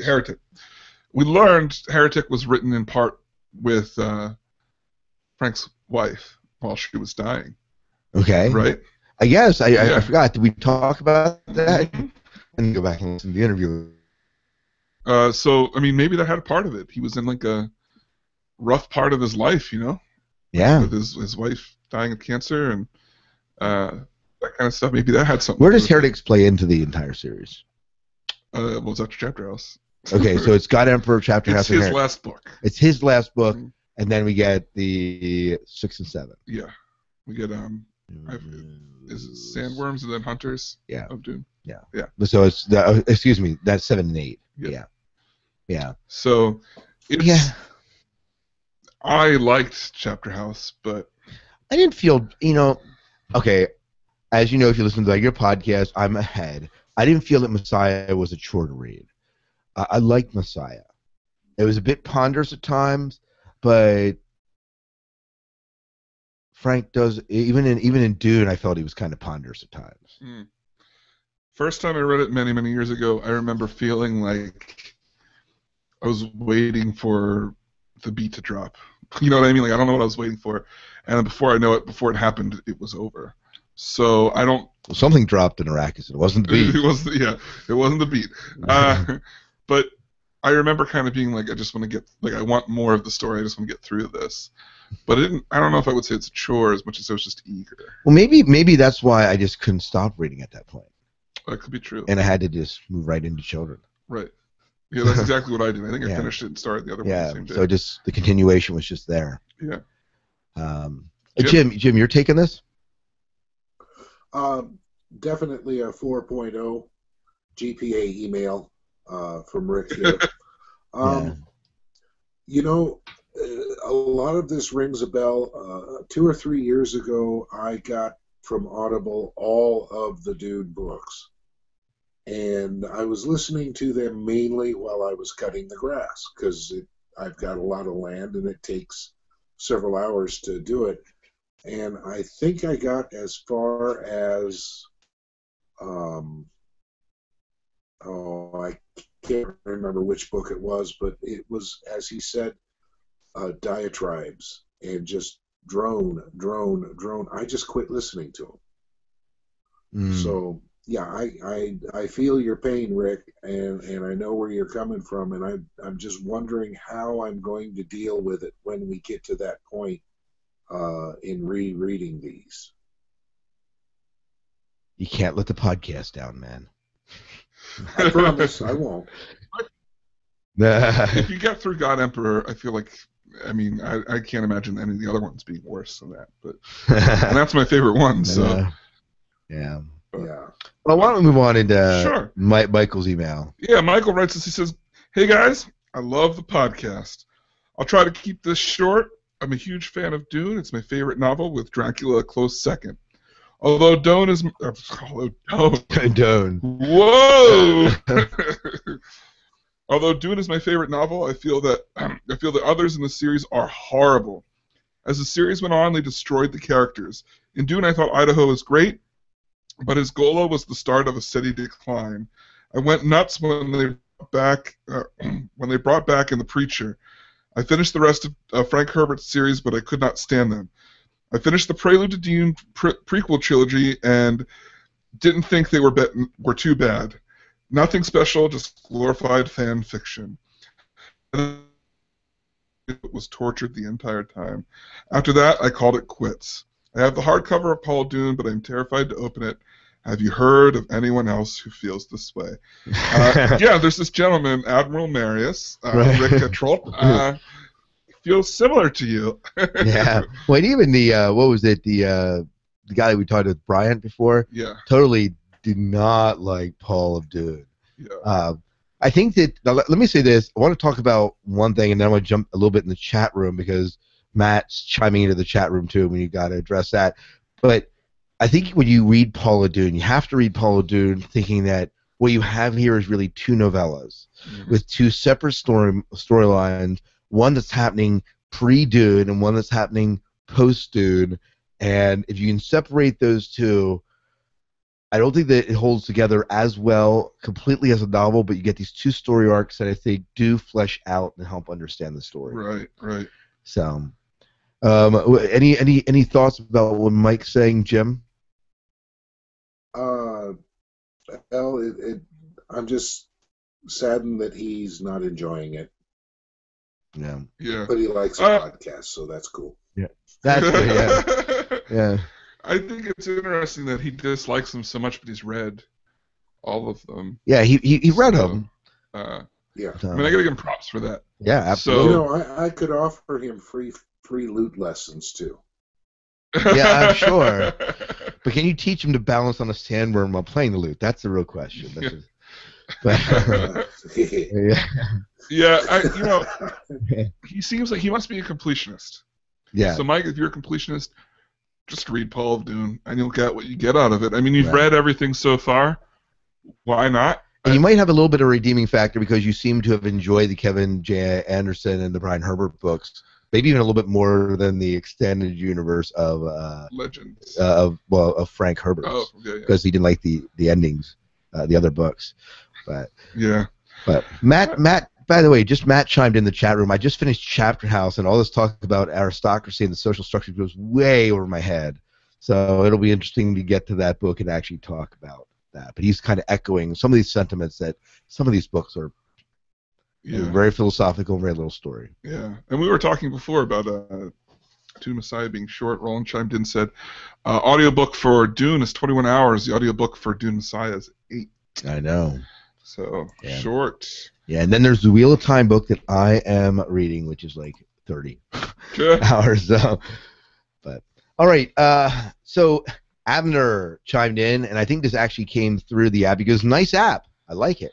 What's the best way to start reading Dune in order?" Thanks, Abner. So, any of you guys want to chime in here? I think the way we're doing it is very good. Yeah. The only thing I would say that you may, if you really want to read them in order, you might opt to do the school books, which we've opted to wait to do because we're kind of hoping the third one comes out by the time we finish the series. Yeah, and I don't know if they cliffhang. Yeah. That would bug me. Yeah. To just like go on, and I would never remember when we came back to Right, it. right. I'm finding reading it in order like this is a lot of fun, and it adds a lot to the story. It's helpful for me. Yeah, I think so. I don't see anything wrong with reading it the original way. I mean, that's how I did.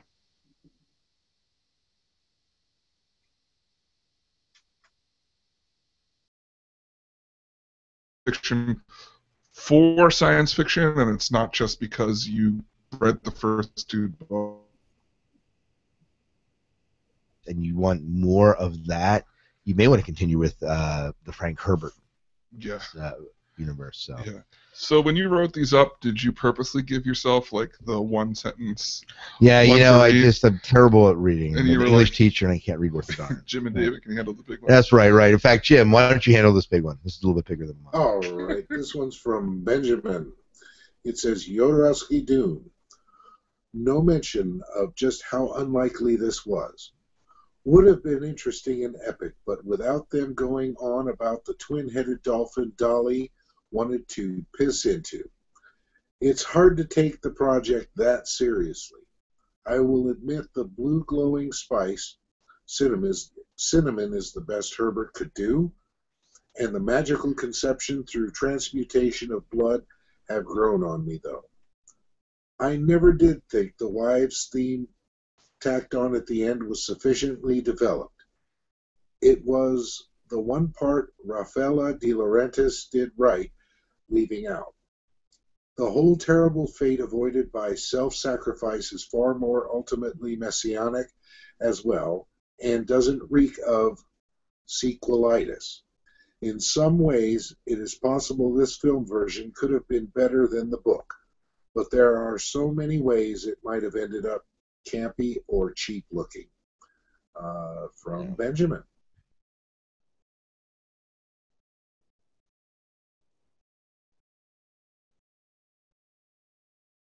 Is Dune, which of course we don't have any completed Dune, but we got a little bit of glimpse of into the film. It would have definitely I guarantee that. I mean, seeing his other films, they look horrible.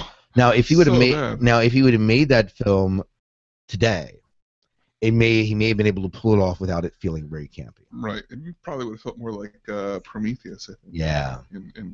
Yeah. Now, however, would it have eclipsed the book? I think it's almost a different story. Yeah, it is. Almost. Well, he didn't read the book, right? Yeah. So, I mean, or he didn't read it at the time he took on the film. So. He had some good ideas in general. One of the things we learned at our showing is that he took a lot of his ideas from the film that, weren't actually part of Dune and added them into his graphic novels, which is what he wound up going on to do more of. Right. I haven't had a chance to read those, but we heard from other people that they are fairly good.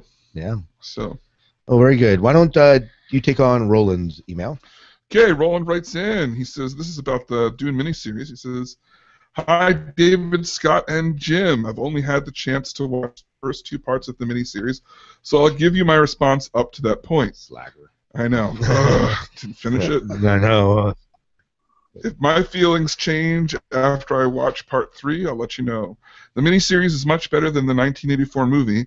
I'm particularly glad they didn't do character personal thoughts as voiceovers. My biggest complaint is I find the series a bit slow.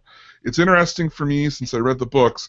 However, I feel it's a bit boring if I wasn't constantly comparing it to scenes from the book. My only other complaint is the blue eyes. They are too bright sometimes and inconsistent throughout the series. It's very distracting. I give the miniseries 4 out of 5. And you are in agreement with us, because that's what we gave the entire miniseries. I think the last part he would really enjoy. It picks up the pace just a little bit toward the end. Mm-hmm. They fixed the eye things in Children of Dune, too. They do.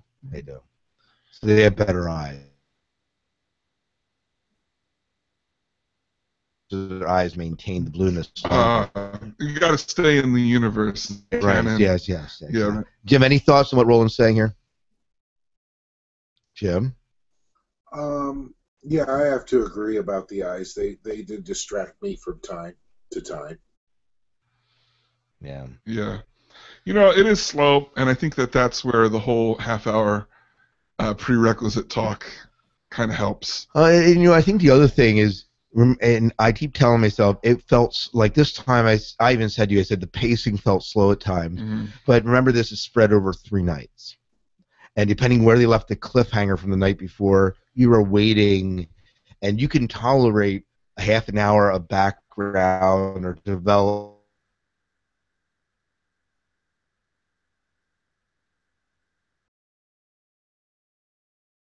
differently about that. Yeah. Well, let's move in.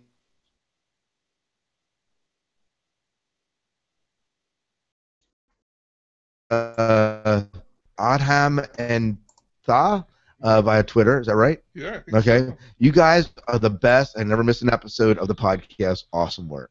So thank you. Yeah. I appreciate those kind thoughts and sentiments. For sure. David? Yeah, I think I have Jim down here for Matt's. For Matt's, but I can do it. I'll do Matt's. Oh, do you have Matt's? Because I edited it. Oh, did you? This is one that I edited out. Yeah, I edited it together. Do you want me to read it? I had Jim's. I have it. No, I mean Matt Gregory. Not Greetings from Sweden, that one? No, I have the iTunes stuff next. Okay. Well, let me read this one. Let me read this one from Sweden then. This is one we edited in. Matthias here. Jim says we're breaking up pretty bad. We are breaking up. I'm sorry. There's nothing I can really do about that. My signal seems fairly strong at the moment. So hopefully it bounces back. Yeah, hopefully it bounces back. So if you lose us, Jim, oh, it is okay. If you need me to repeat something, you just say, Jim. Okay. All right.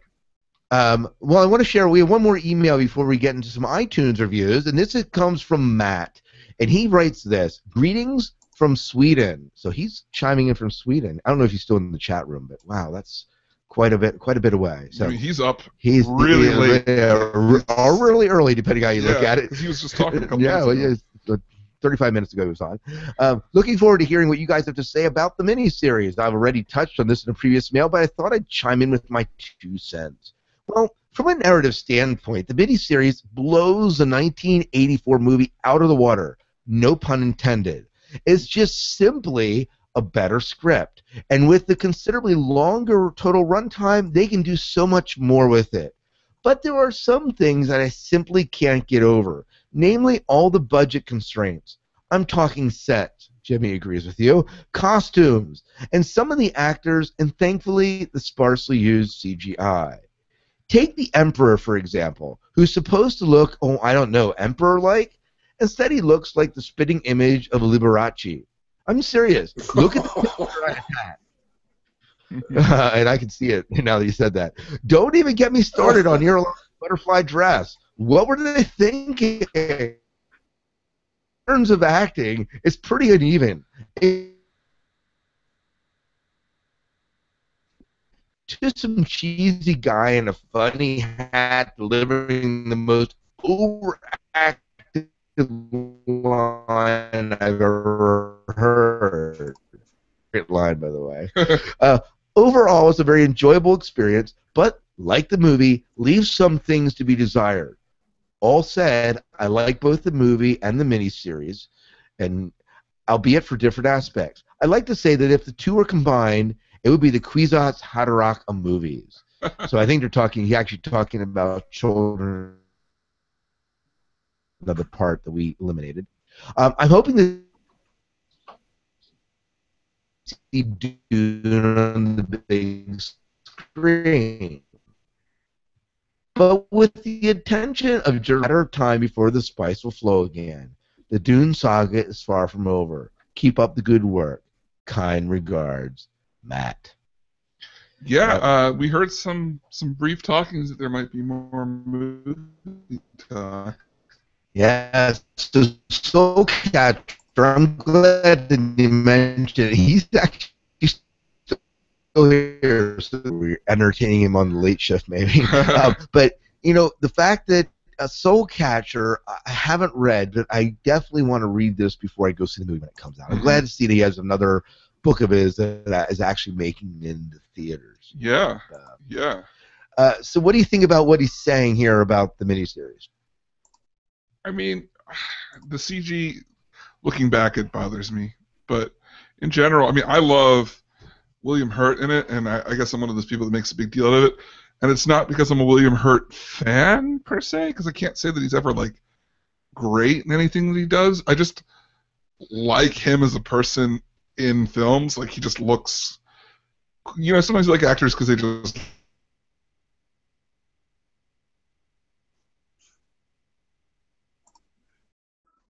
I don't know, someone else that looks cool. Patrick Stewart. Like, anytime you see them, it's just like, oh, yeah, I like that guy. Right. And there's not, because of what he's doing in the movie, just, I like that guy. Yeah. He movies, but I liked but yeah, I'm sorry if the feed's lagging. There's just not a lot I can do beyond what we are using my data just to keep us online here tonight with our phone. The chat room's complaining about lag. Next month. Yeah, hopefully it'll be better. It should be changed. New internet. What do you think about the Emperor looking like Liberace? That's a great image. It does. Yeah, he does. He does. Yeah, definitely. Yeah, Jim was rolling off his chair. He said.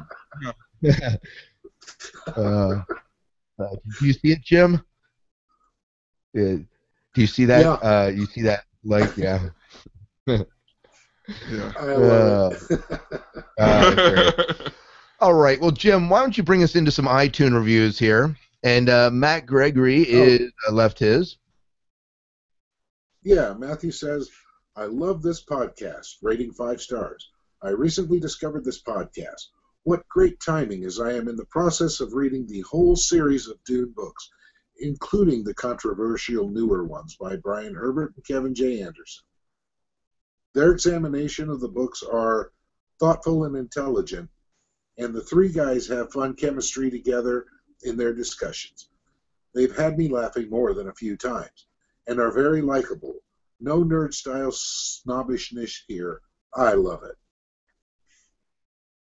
Well, thank you. Yep, we appreciate that feedback. Yeah. And no nerd snobbiness. So I'm glad unless you're toting around a lute pretending it's a bella set. Right. And then there's some music snobbishness, maybe.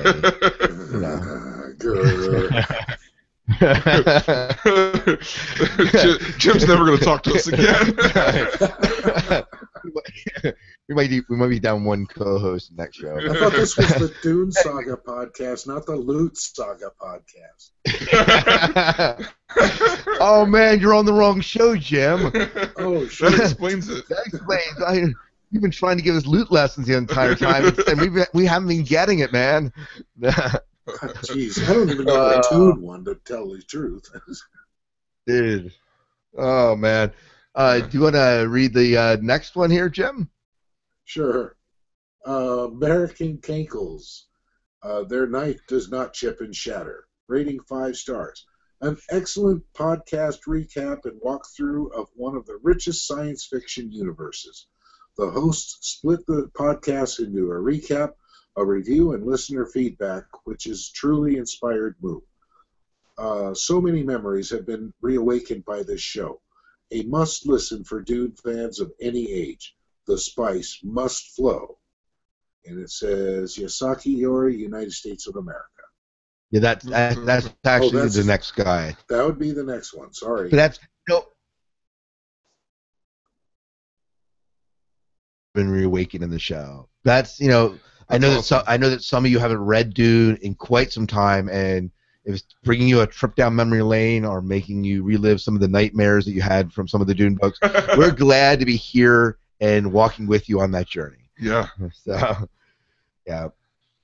Yeah. All right. Do you want to read the last one? I get it. You got it? Yeah. Very good. Well, we have one more review from iTunes, and with a 5-star rating, you guys are doing a great job. So thanks Sussman, for supporting us. Yeah, that's awesome. Thanks for all of the support from all Absolutely. of you. From those just listening at home to those who write us. Those staying up at 3:45 in the morning in Sweden and listening to us in the chat room. That's awesome. That is. And we're grateful for the chat room tonight. We've had a nice chat room. There's 7 to 8. There were upwards towards 7, 8 people in podcast. We record, we have on our website when we're going to be recording, and we may not always advertise we're doing it live, but as long as we don't have feed issues, we try to do it live, and you can actually join us, hear the conversation, and chime in as we're talking. It's absolutely an awesome experience, and we love the chat room. I know that sometimes the chat room goes on its own tangents, and I've heard from a couple of the people who take part that they love the discussion that's in the chat room because they're talking about what we're talking about, and then they can go back and listen to the podcast later and hear all the stuff they missed because they were arguing over whether or not a balisette was a loot or whatnot in the chat. So yeah. But yeah, it's great. So as we wrap up here, there's no bad reviews. I actually looked some up, and I just didn't think that any of them were constructive or different or unique in any way. It was a lot of just the basic I don't like this movie kind of stuff that didn't necessarily have anything to do with Dune in general. Yeah. So we had that. Just to go over some stuff next time.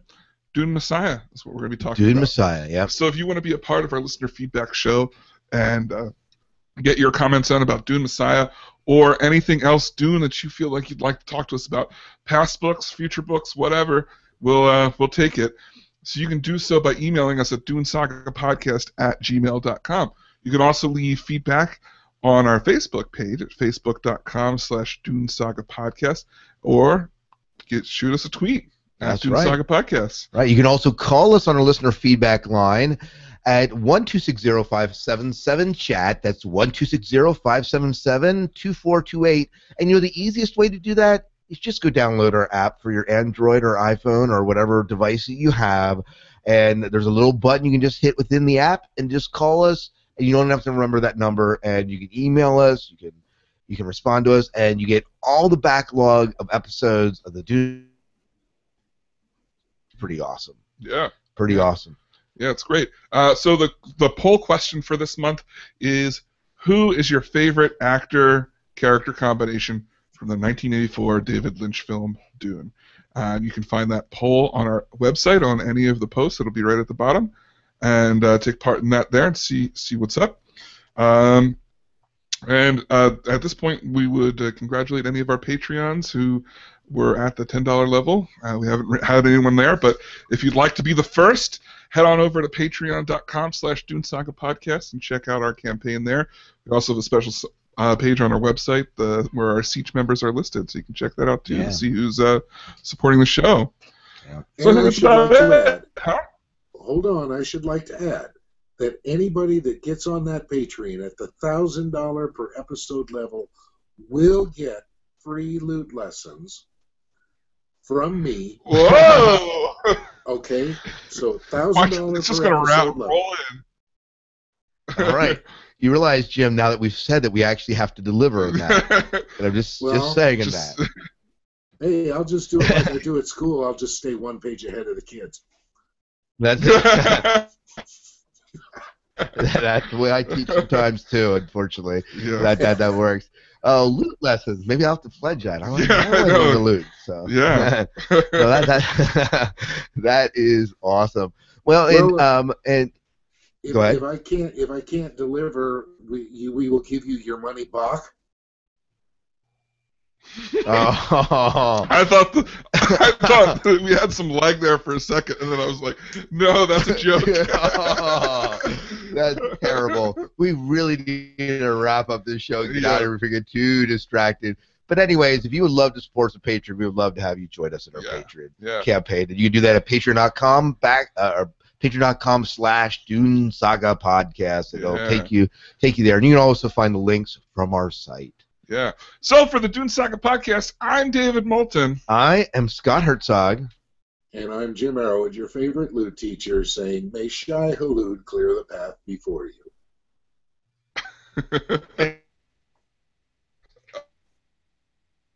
Yeah, Jim. Thank you. Now you wait a minute now. You're the hardest guy. Oh, it was fun. Oh man, Now, what would a have even lot been of fun. funnier? What would have been even funnier is, you know what the forerunner of the trombone was called? No. No. It was called the sack butt, and Yes. they were around the same time as the lute. So, maybe we can work that into another one. Sack. Are there any trombone Sack butt. players in Dune, David? Yeah, I don't know. But I can see the sack butt being like in Dune. Yeah. That would make sense. Sounds like something they'd sneak in there. Right. Do me a favor before you close everything up. Take like a grumpy face picture and send it to me. I'll make some sort of like meme to post on the page. It's like it's a loot, not a battle set. Just like a picture of you like. All right, I'll figure out some way to get that. All right. Yeah. Well, hopefully we'll have better guys. internet the next time. But I'm glad we were able to make this happen. Mm-hmm. All right, David, Staying up, man. Yeah. I'll get that picture too. All right, have a good night, Jim. Well, And I'll try to do those music things too. yeah, if you can, if it works out. Yeah. All right, we're gonna end the broadcast, All right. the Good broadcast here. But thank you, Jim, and we'll see you chat room.